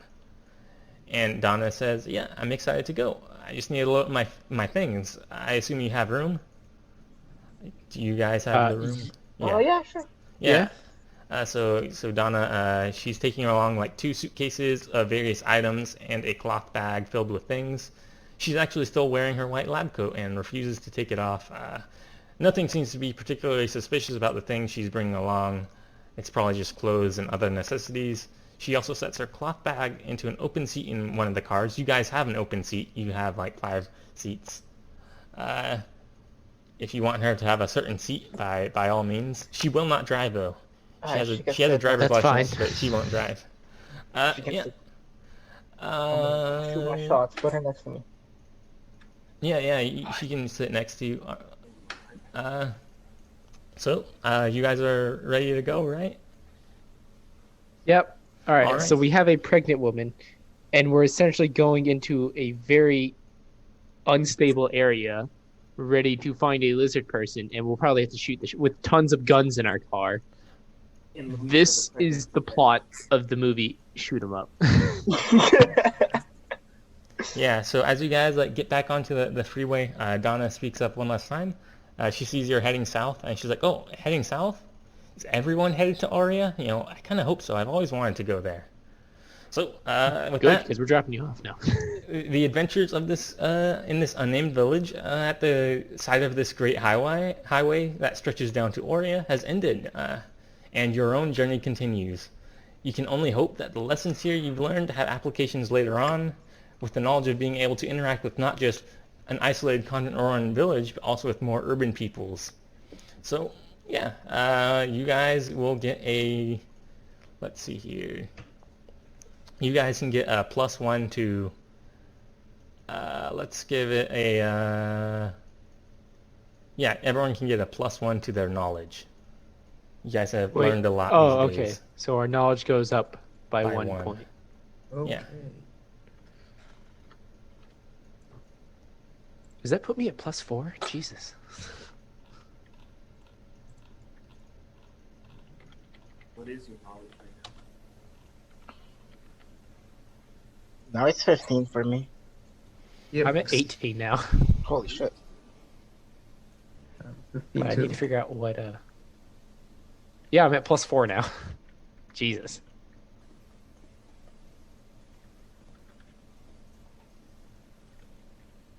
I've gained knowledge. You know nothing, Jon Snow. And knowing is half the battle. Mine is the other half. G.I. Joe.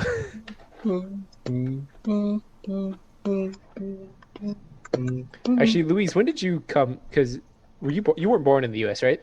No. When did you come to the U.S.? Like, what age were you? I was 16, I think? Okay, so you probably don't remember anything about G.I. Joe as a kid. Nope. I knew it was G.I. a Joe was big in the 80s. too. because I would see. Yeah, like, but I remember commercials. like it being a thing when I was a kid as well. Yeah, they And had a stupid TV. knowing is half the battle thing. No, I didn't And they had those see movies. I any forgot about the movies. TV shows related with it. Good old Hey Ho. Hey Jose. G.I. Jose. G.I. Jose. You know about G.I. Joe, Soham? Yeah, I've heard of it. I mean, it used to air in India also. Did it really? Huh. Yeah. Yeah, like, I haven't watched it though. Some of my friends have though. I definitely heard of it, but I can't remember reading out like movies or TV shows about it. You sound like you were drowning underwater for about that first half of the sentence. Yeah. Oh yeah, I'm drowning. Wait, which country are you from, Luis? Dominican Republic. That's in the Caribbean? Yeah. Ah. I see. Okay, That's- so that's- did you actually have any questions to ask a good old Donna now that she's with you? Or not? Like, you know, maybe you want to reveal your quest to her, or maybe you don't want to? I don't know if we should. Okay. Just like, hey, yo, mom. I'll be honest, at the moment, the plan is to kind of just bail when we get to Oria. Chill. Yo, Well, yo, actually, mom. we're probably going to need to explain something because we're not going to be getting into this country illegally. Yeah. Someone just be like, yo, ma, let me get your number real quick. She's like, oh yeah, in case we ever need to contact one another. Yeah, she hands out her phone number to all you guys. Let's get a green Wow. card marriage. Yeah, but importantly, she hands it out to everyone, so not just Girl Rock. Right, no, that's cool. I'm gonna just be a little more direct. So you want to go on a date when we get Oh there? God, why? She's like, I kind of just went through a breakup. Yeah. What better way to get over it than to just get into a new relationship? Ooh. This is how Louise talks to women in real life. She says, No. Do I look like this? Oh, fuck no. She says, yeah, you're a bit young for me, but I mean, maybe one wouldn't hurt, I guess. Great to hear then. Roofies. She's already pregnant, I guess. Yep. We So can't there's get no her way I double can make pregnant. Oh my God. Ooh, There's- Lord. Yeah, so you guys continue on your drive down the highway. Yeah, there are some occasional villages and towns. You guys don't really stop at any. You guys stop to get gas whenever necessary. Anyways, you guys are between these. As you guys are going between these really small towns, between them, there's basically nothing but the open road. Until you look to the sides, like every once in a while, you see that there's like these small turnouts to dirt roads that are kind of carved into the tall grass that lines the side of the freeways. It seems to just lead to untamed wilderness. And oftentimes these little paths appear so well hidden that they can't really be seen until they've already passed. One can only wonder what happens down these roads. But yeah, you guys have been on this stretch of highway, some amount of time after your adventures in the convent in Roarin village. It's been several hours and it's just been flat and boring on the road. Good old Welkin, it kind of seems like he'd just fall asleep while driving, as you guys try and go to the border with Kathay eventually. But, all of a sudden, you guys are driving on a stretch of road, and then all of a sudden, out of the left side of the road, a person just like rushes out onto the middle of the road and starts waving their arms at you as you're oncoming. There's also no one else on the freeway except for you guys. So you guys can't really tell anything unless you stop because everything's kind of coming at you guys so quickly. You just... All right, so who's seen the movie Zombieland? What I'm gonna do is I'm gonna run along the side. One of you guys is just gonna pop open the door. No. Just run him over real quick. So this person just ran out basically in front of our car. Yeah. Crush his skull. I think we would crush more than that if we hit him with the car, assuming we're on a highway. Should we roll to see whether we hit him or not? Whether we... No, she's far. No, we should target just crushing the skull. Whatever you guys want to do, just let me know.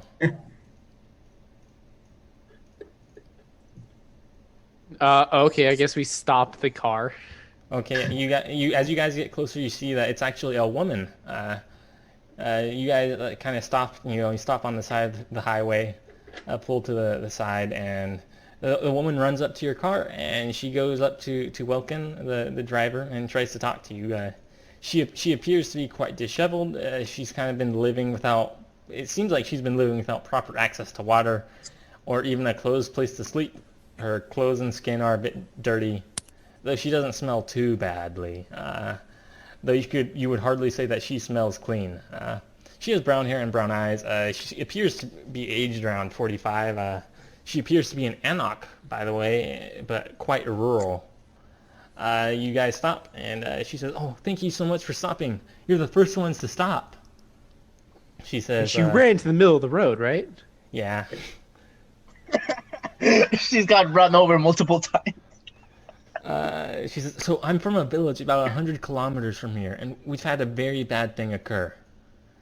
My son, he left our village a few years ago to join the army. We didn't hear from him for years, but he came back a week or two ago, and I wish that it had been more of a party than it was. It was horrible, and I don't know what brought him to do it, but he attacked us. I walked here to the road so I could get help. So I'm here to ask for help." So he's just going on a rampage in the village. He just went all Itachi on everyone. So it would seem. He leave his little brother alive and told him he liked hatred. Mm-hmm. But it was the only way he could keep him alive. Yeah, she kind of seems concerned about getting you guys off the side of the highway and into like this little opening of a dirt road. She says, "Oh yeah, and please, I can answer more questions at my little patch. We don't have to. We don't want to distract too many others on the side of the road." And you guys look around and you see that there's one of those small dirt roads that leads into the interior of Anok, very close by. And the woman's walking back there, and she appears to have a small shelter made of junk found on the side of the road, right next to the entrance to this dirt road. Do you guys It's been want to 2 weeks. How did she have time to build a shaft? It's stuff She's that resourceful. she's found on the side of the road, by the way. It's not like a proper house. It's like a lean-to. Yeah. Something that just keeps the sun off of you.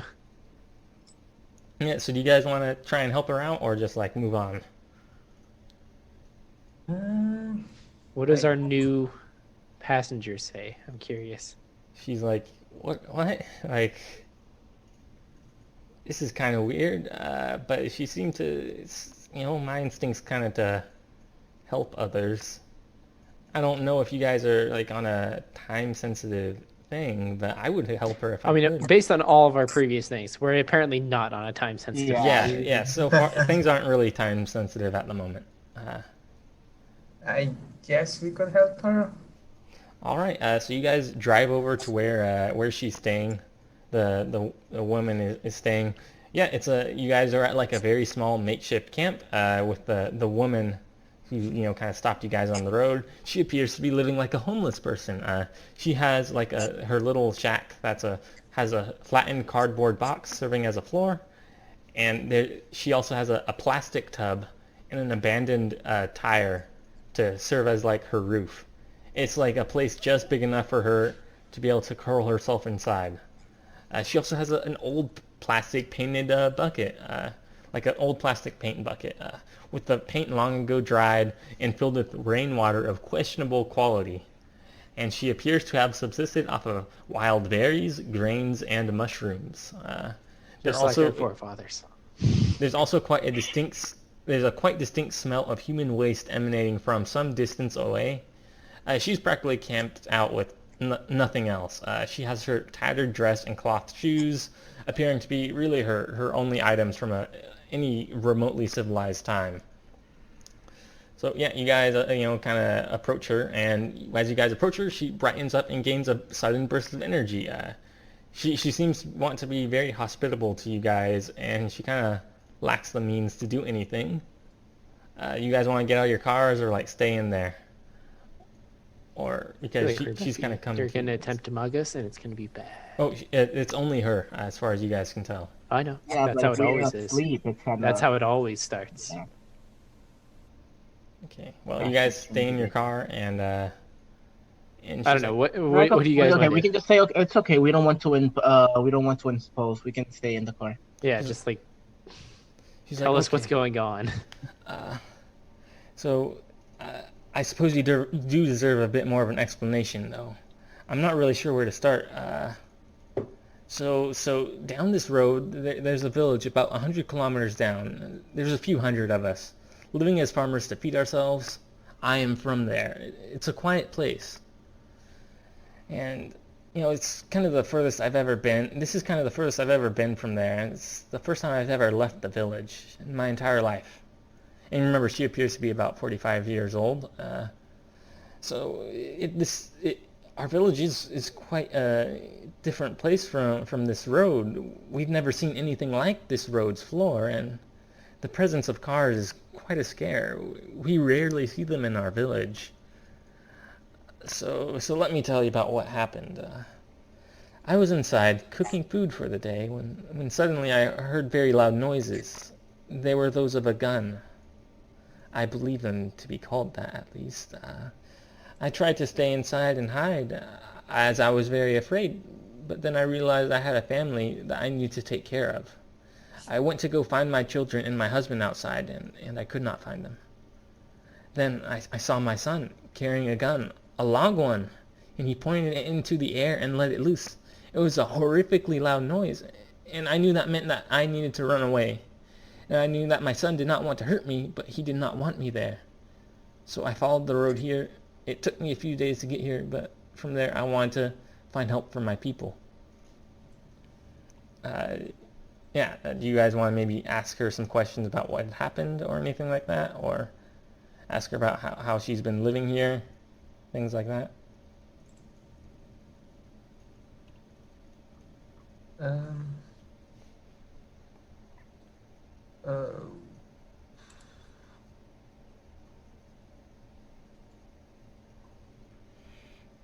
I guess it's What?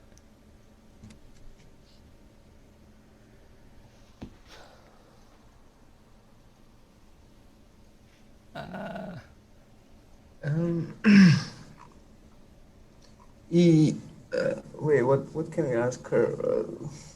So how long have you been here? She says that, yeah, I've been here for, let's see, yeah, for a few days. It took me about a day or two to walk over here. But yeah, it's been a few days. And who else is in your family? I have a husband. How many children does she have? Yeah, so she tells you about herself. Yeah, there's not much to say. I was born in a village down the road. I've lived there my whole life. I would say that the most important thing to happen in my life was marriage. I was married when I was 16, so I've been married for almost 30 years. I have 5 children, my oldest being a daughter aged 28. I have a son who is 23, a son who is 17, and a daughter who is 6. These are the loves of my life alongside my husband. So where are they? Why are you here alone? When there were the shooting started, my son, the son is 23, by the way. Uh, they all my children ran off except for him, including my husband. I didn't see their bodies or anything, so I'm not sure if they're dead, but it could be that they decide to try and run to a different village, whereas I came here. Wait, what was the reaction of the other people of the village? Did they not try to contain him? We don't really have guns. We couldn't do much. We have a few clubs, and that is it. All we could do was run away.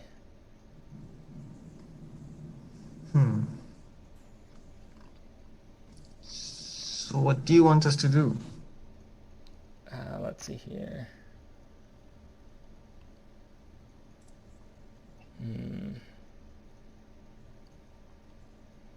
Let's see here. I would like you to perhaps take me back to my home, and maybe we could, if my son is still there, we could try and get him to not attack, or maybe he has already left, and you could come and make sure that everyone's fine and that no one's hurt. So you want us to just go and check if no one's hurt? Yes, but I am very afraid that my son would still be there, and he might attack me.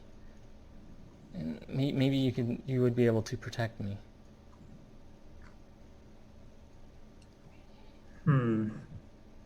I think it's another situation where like it sounds sad, but the biggest side is like that's none of our business, and we would be risking our lives for no real reason. I mean, you guys are free to take off at any time. Yeah.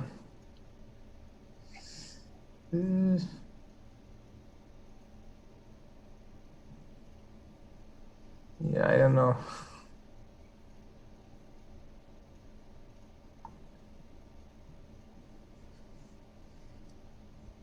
Let's see here. Can we just tell them to call the cops and let the cops handle it? She's Yeah, like, I was about to say that. she says, how would I do that?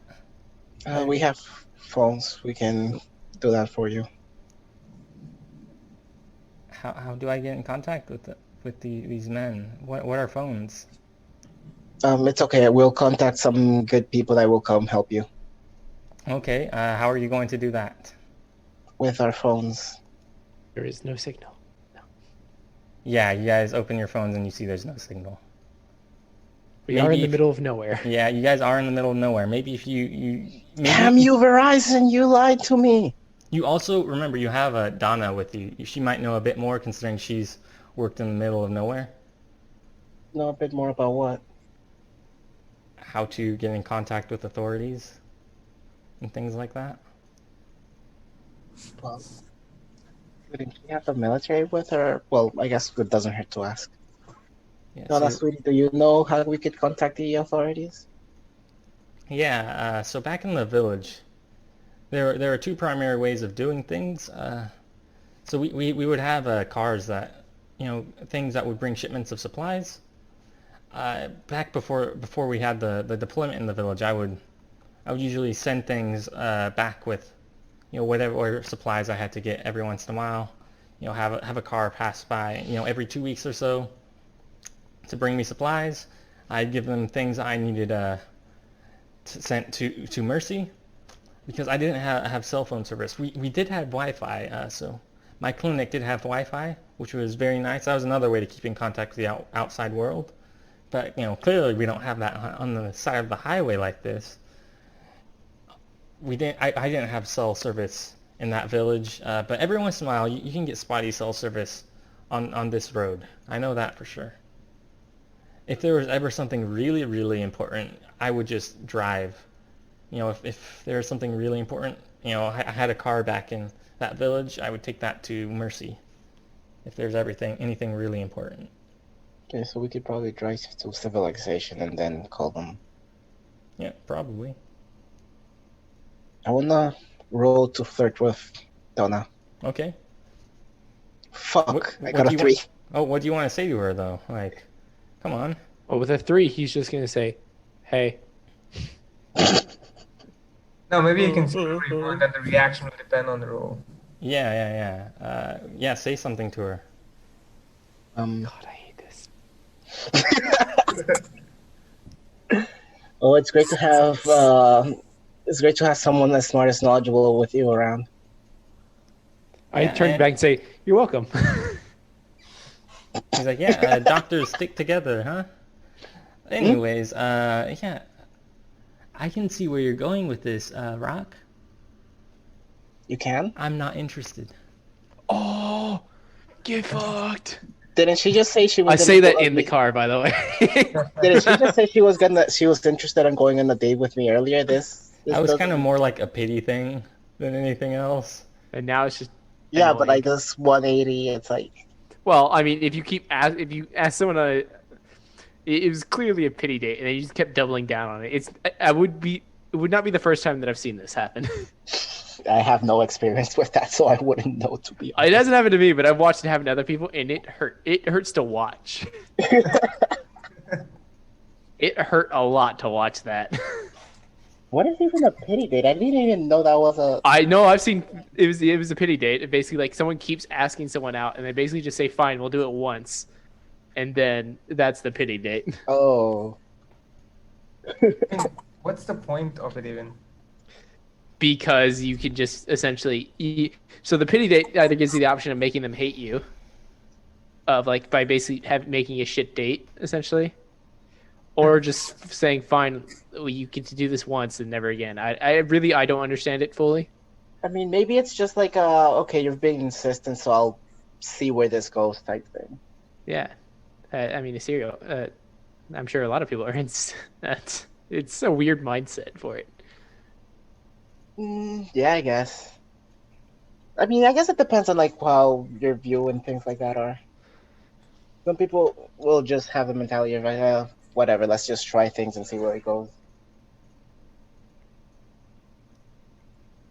Yeah, so Donna doesn't seem very interested in you. No, it's been like a day since she broke up with her boyfriend. Yeah, you were nonstop as soon as like the breakup. That's really never a good sign. Yeah, and she's kind of pregnant and like all this stuff. She's pregnant. Well, even better, that means I can't get her pregnant. It's the best unless she's birth faking control. it. It's like you're talking. So just imagine this: like you're talking to probably a super conservative Christian girl who happened to get pregnant early, It is not. It basically got thrown out by her family. That's what the situation is right now. Hey, Vesal isn't here, so someone has to fulfill this role. No, no one One for does the have team. to. I'm taking one for the team. If you hadn't rolled a 3, maybe things would be better, but no. Yeah, but I just rolled really shittily. Yeah. Wait, what would happen if you rolled a nat 1? She'd probably like slap him or something like that. Nice. Anyways, so yeah, you guys, so what do you want to do about this woman on the side of the road? Like, you guys are free to leave her, like, that's no problem. I mean, I guess we could just drive off and tell her that once we reach a place where we can contact the police, we'll contact them, let them know, and then maybe we can just give her some food or something. Okay, you Oh, guys yeah, want... let's give her some. Let's give her some basic food and supplies. You guys want to give her a gun too? No. She doesn't know we have guns at the moment. Yeah, the doctor doesn't either, remember that. No. So if you guys go pulling out guns, she's gonna be like, what on earth? Yeah, I no. mean, it's not common for people to have guns. If we just pull out handguns, I think it's fine. Yeah, but you guys also have like assault rifles like under your feet and things like that. That's gonna attract suspicion. From her at least. Not so much like anyone else at the moment. I just food and water is sufficient, at least, I guess. Okay, so you guys don't want to help her? I mean, I don't think we need to go with her or something. I don't know. If you guys don't want to help her, like, just tell me that you want to drive off, and that's all good with me. Yeah. Okay. So yeah, you guys give her some food and some water, and she looks moderately happy, and she's like, so you guys are gonna help me, right? And you guys tell her like, yeah, we can't really. I mean, we're just gonna tell her we're gonna call someone else to. Yeah. This is all we can do at the moment. We'll go call someone else along at a further when we get when we can and have them come down here. And she says, oh, okay. And okay, so yeah, you guys go drive on off. So Donna says, oh yeah, I'll keep an eye out for some cell service. Okay, thanks. Yeah, a few hours later, so you guys, Rock in particular, has his eye on her for just like a second more than normal. She's on her phone during this whole time. She's scrolling about, has her eyes fixed on her phone, and she looks up and speaks to Welkin. Hey, pull over. I've got some service. Let's figure out how to get in contact with the local noble. A local noble? Wait, Yeah, why do so- we need to pull over for it? In case the cell service, disappears by the time. Fair enough. Yeah, and also it's a good time to stretch your legs and things like that. I mean, I guess we never did get out of the car, did we? Yeah. All right, that's fine. You guys you guys pull over, and she's like, and Donna says, "Oh, hey, yeah, let's go stretch our legs." And let's see here. We all do some hot yoga. No, I need to roll a dice actually. Not Random for anything. encounter. Not for anything bad actually. No, the quest you guys skipped that had like a combat thing in it. But yeah, it's fine if you don't do it. It was all these side quests are optional. What's a D4? Okay. 4. Let's see, who is 4? Okay, so yeah, Liz, good old Donna goes and gets you, and she says, hey, can you think you can help me out with this? Sure, I'll help you. She's like, oh, okay, thanks. Right, This girl so thing. you guys both get out of the car. Maybe everyone's out of the car. It doesn't really matter. So she's like, yeah. She's like, yeah. So you won't happen to know where that little place we stopped was, do you? I'd have a very bad memory. Oh, so you want to roll a d20 for me? I got a 14. You have a moderate idea. Do I get to add? What do I add to that? Intelligence? No, you don't get to add anything. Oh. It's just like navigation itself. She's like, so do you want to tell her that you know where, or do you want to like tell her no? You don't I know want to where. tell her now. She's like, "Oh, okay, yeah, that's fine. Let's piece things together." Yeah, so actually, let me tell you about how this works. So the governorate is split into like a whole bunch of different domains. So I'm not sure who's in charge of the one we're in, but normally the cell towers can triangulate your position. But out here in the middle of nowhere, the waves emitted by my phone, isn't strong enough to be picked up. But thankfully, I have just enough signal to slowly find my way around the internet and find a local noble. So yeah, let's get this figured out. So Donna, moves right next to you and brings her phone up between the two of you, and she goes to the governor of Anok's website. And she's looking at the apparently interactive map of the area, and she's kind of looking for the stretch of highway that you guys are in. She's narrowed it down to like a fairly large stretch of highway, but she doesn't really seem where to go next. And she's like, yeah, so I've gotten us to somewhere within 100 kilos. That's a lot of area, but who knows how many of these secret paths that lead to villages exist. So do any of you guys know where you stopped exactly? If anyone wants to give roll me a d20 to find out. Stopped as in where? Oh, for where the woman was. Yeah, it's like wherever. Yeah, if you just want to roll a d20 to see if you know where that is, and a bit better. Okay. Actually, let Rock take this roll. Dun dun dun.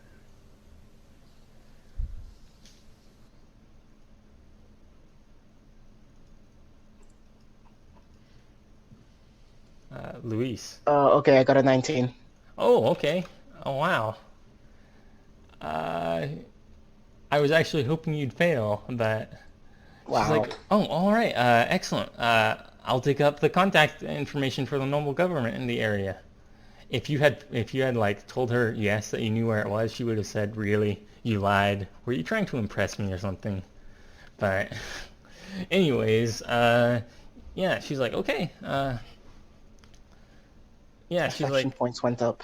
yeah, she's like, okay. She goes back to Liz, and she's like, yeah, let me show you what I would have done normally if we didn't know, a bit better.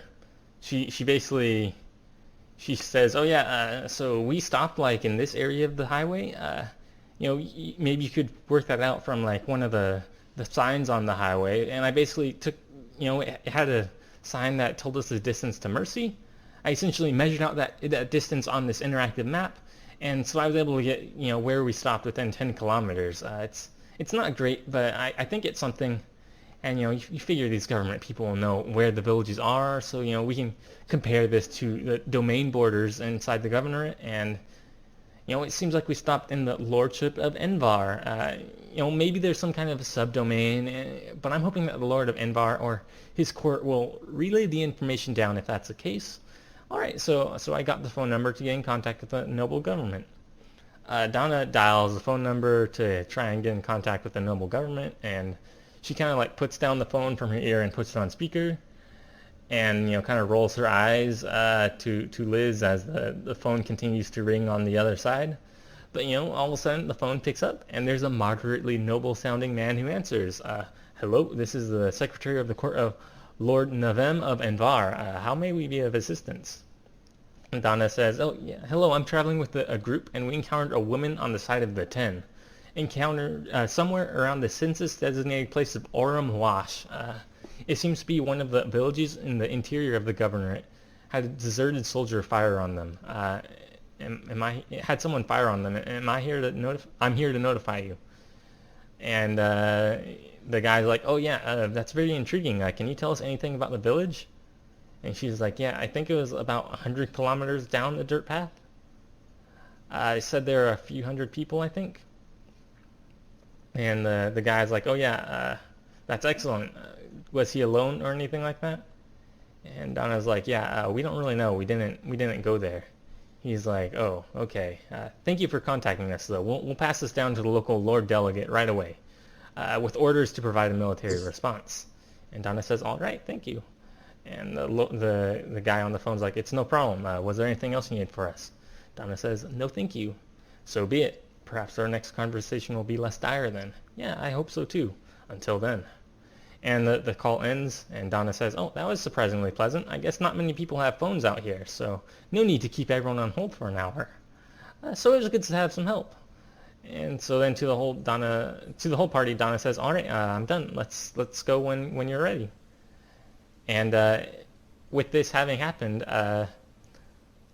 good old Liz gets a +1 to all navigation rolls. Basically, whenever you have to make a roll that involves like checking a map or anything like that, you get a +1. Nice. Yeah, and basically that happens because you had good old Donna here to explain like how she worked out the distances from all these various things, and it's like, okay, now I know how to work maps better.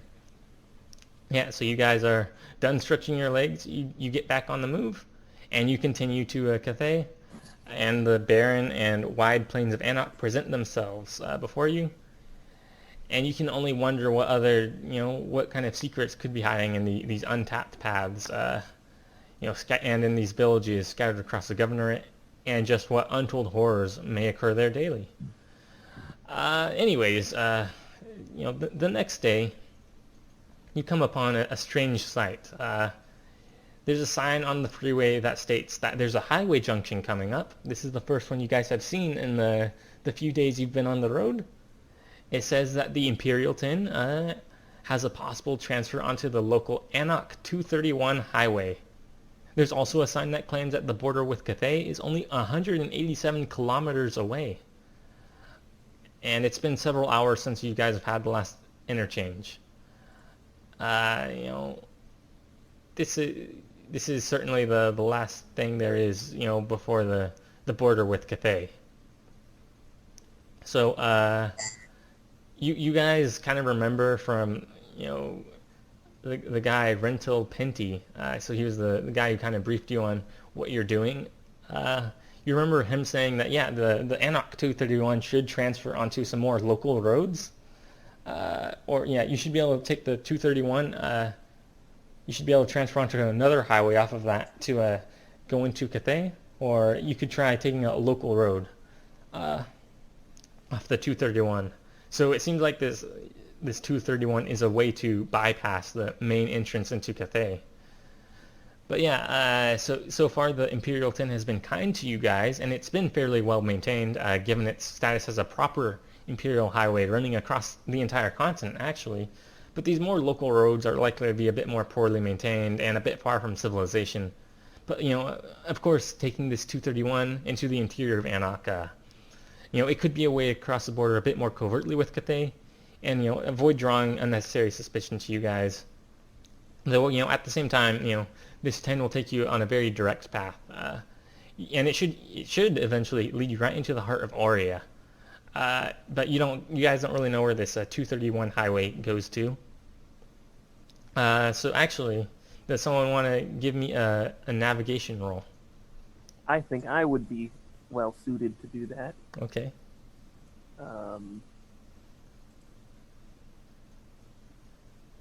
Got a 14, including my bonus. Okay, yeah.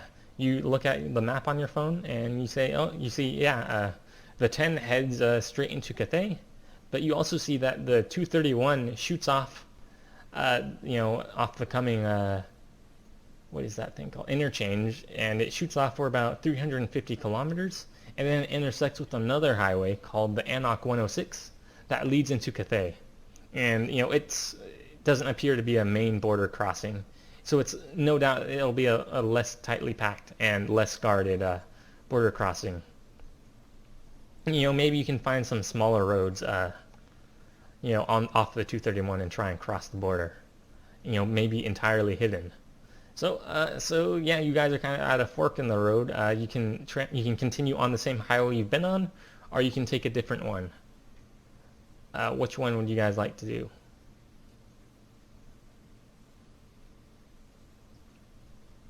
Sorry, could you say that again? Yeah, you guys are on a current highway at the moment. You guys are on the Imperial 10 highway. There's a transfer onto the Anarch 231 that appears to eventually take you into Kathay on a less guarded route. Or stay on the main highway? Mm-hmm. All right, I suppose we should probably take the dirt road. Oh, it's not a dirt road. Or sorry, yet. the side road. Yeah. Yeah. Okay. Any objections? No. Good. Okay. Yeah. You guys turn. You guys when the interchange comes up, you guys take the right and head on to the Imperial 231. So you guys, as soon as you guys turn off the main highway, the road seems to be in a bit of a good condition. You know, about as good as the Imperial 10 was. But within 10 minutes, the road has become battered and in poor condition. You know, the road is like even less empty than the 10, if you can believe that. And you know, the road is empty, and you know you can see the nice clean Imperial 10 rapidly disappear into the distance as you progress more and more into the interior of Anak.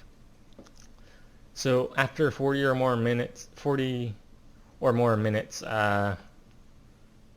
you guys kind of come upon a small village that straddles the side of this 231.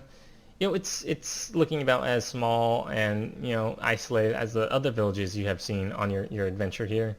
Though this one is markedly more isolated, and it kind of has the appearance of a heap of garbage more than a set of old houses. But, you know, yeah, you guys kind of approach the village. Some children in the middle who are playing in the middle of the road kind of run out of the way and to let you guys through. And yeah, just like that, the village is kind of gone unless you guys want to stop here. You guys want to stop here or not? Yeah, I think now would be a good stop because if I assume whenever we get into, as we enter into Kathay, things are probably going to pick up. Yeah. So I think we can end it here too.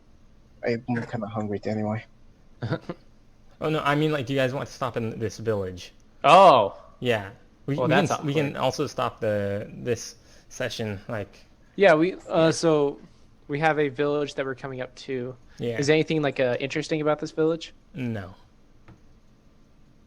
It's kind of just how like are a we village on? in the- I think our supplies are good as well as our fuel, right? Yeah, yeah. All right, then I really don't see a reason to stop in the village. Okay, yeah. So we'll be finishing up right now. You guys cannot help but notice the occasional signs that advertise the upcoming 231 to 106 transfer in about 260 kilometers. But before that can even come up, there are some occasionally small roads that intersect this highway. Some of them are paved and some are unpaved, branching further off into the interior, no doubt providing an alternate path to Kathay. So this is like the final decision.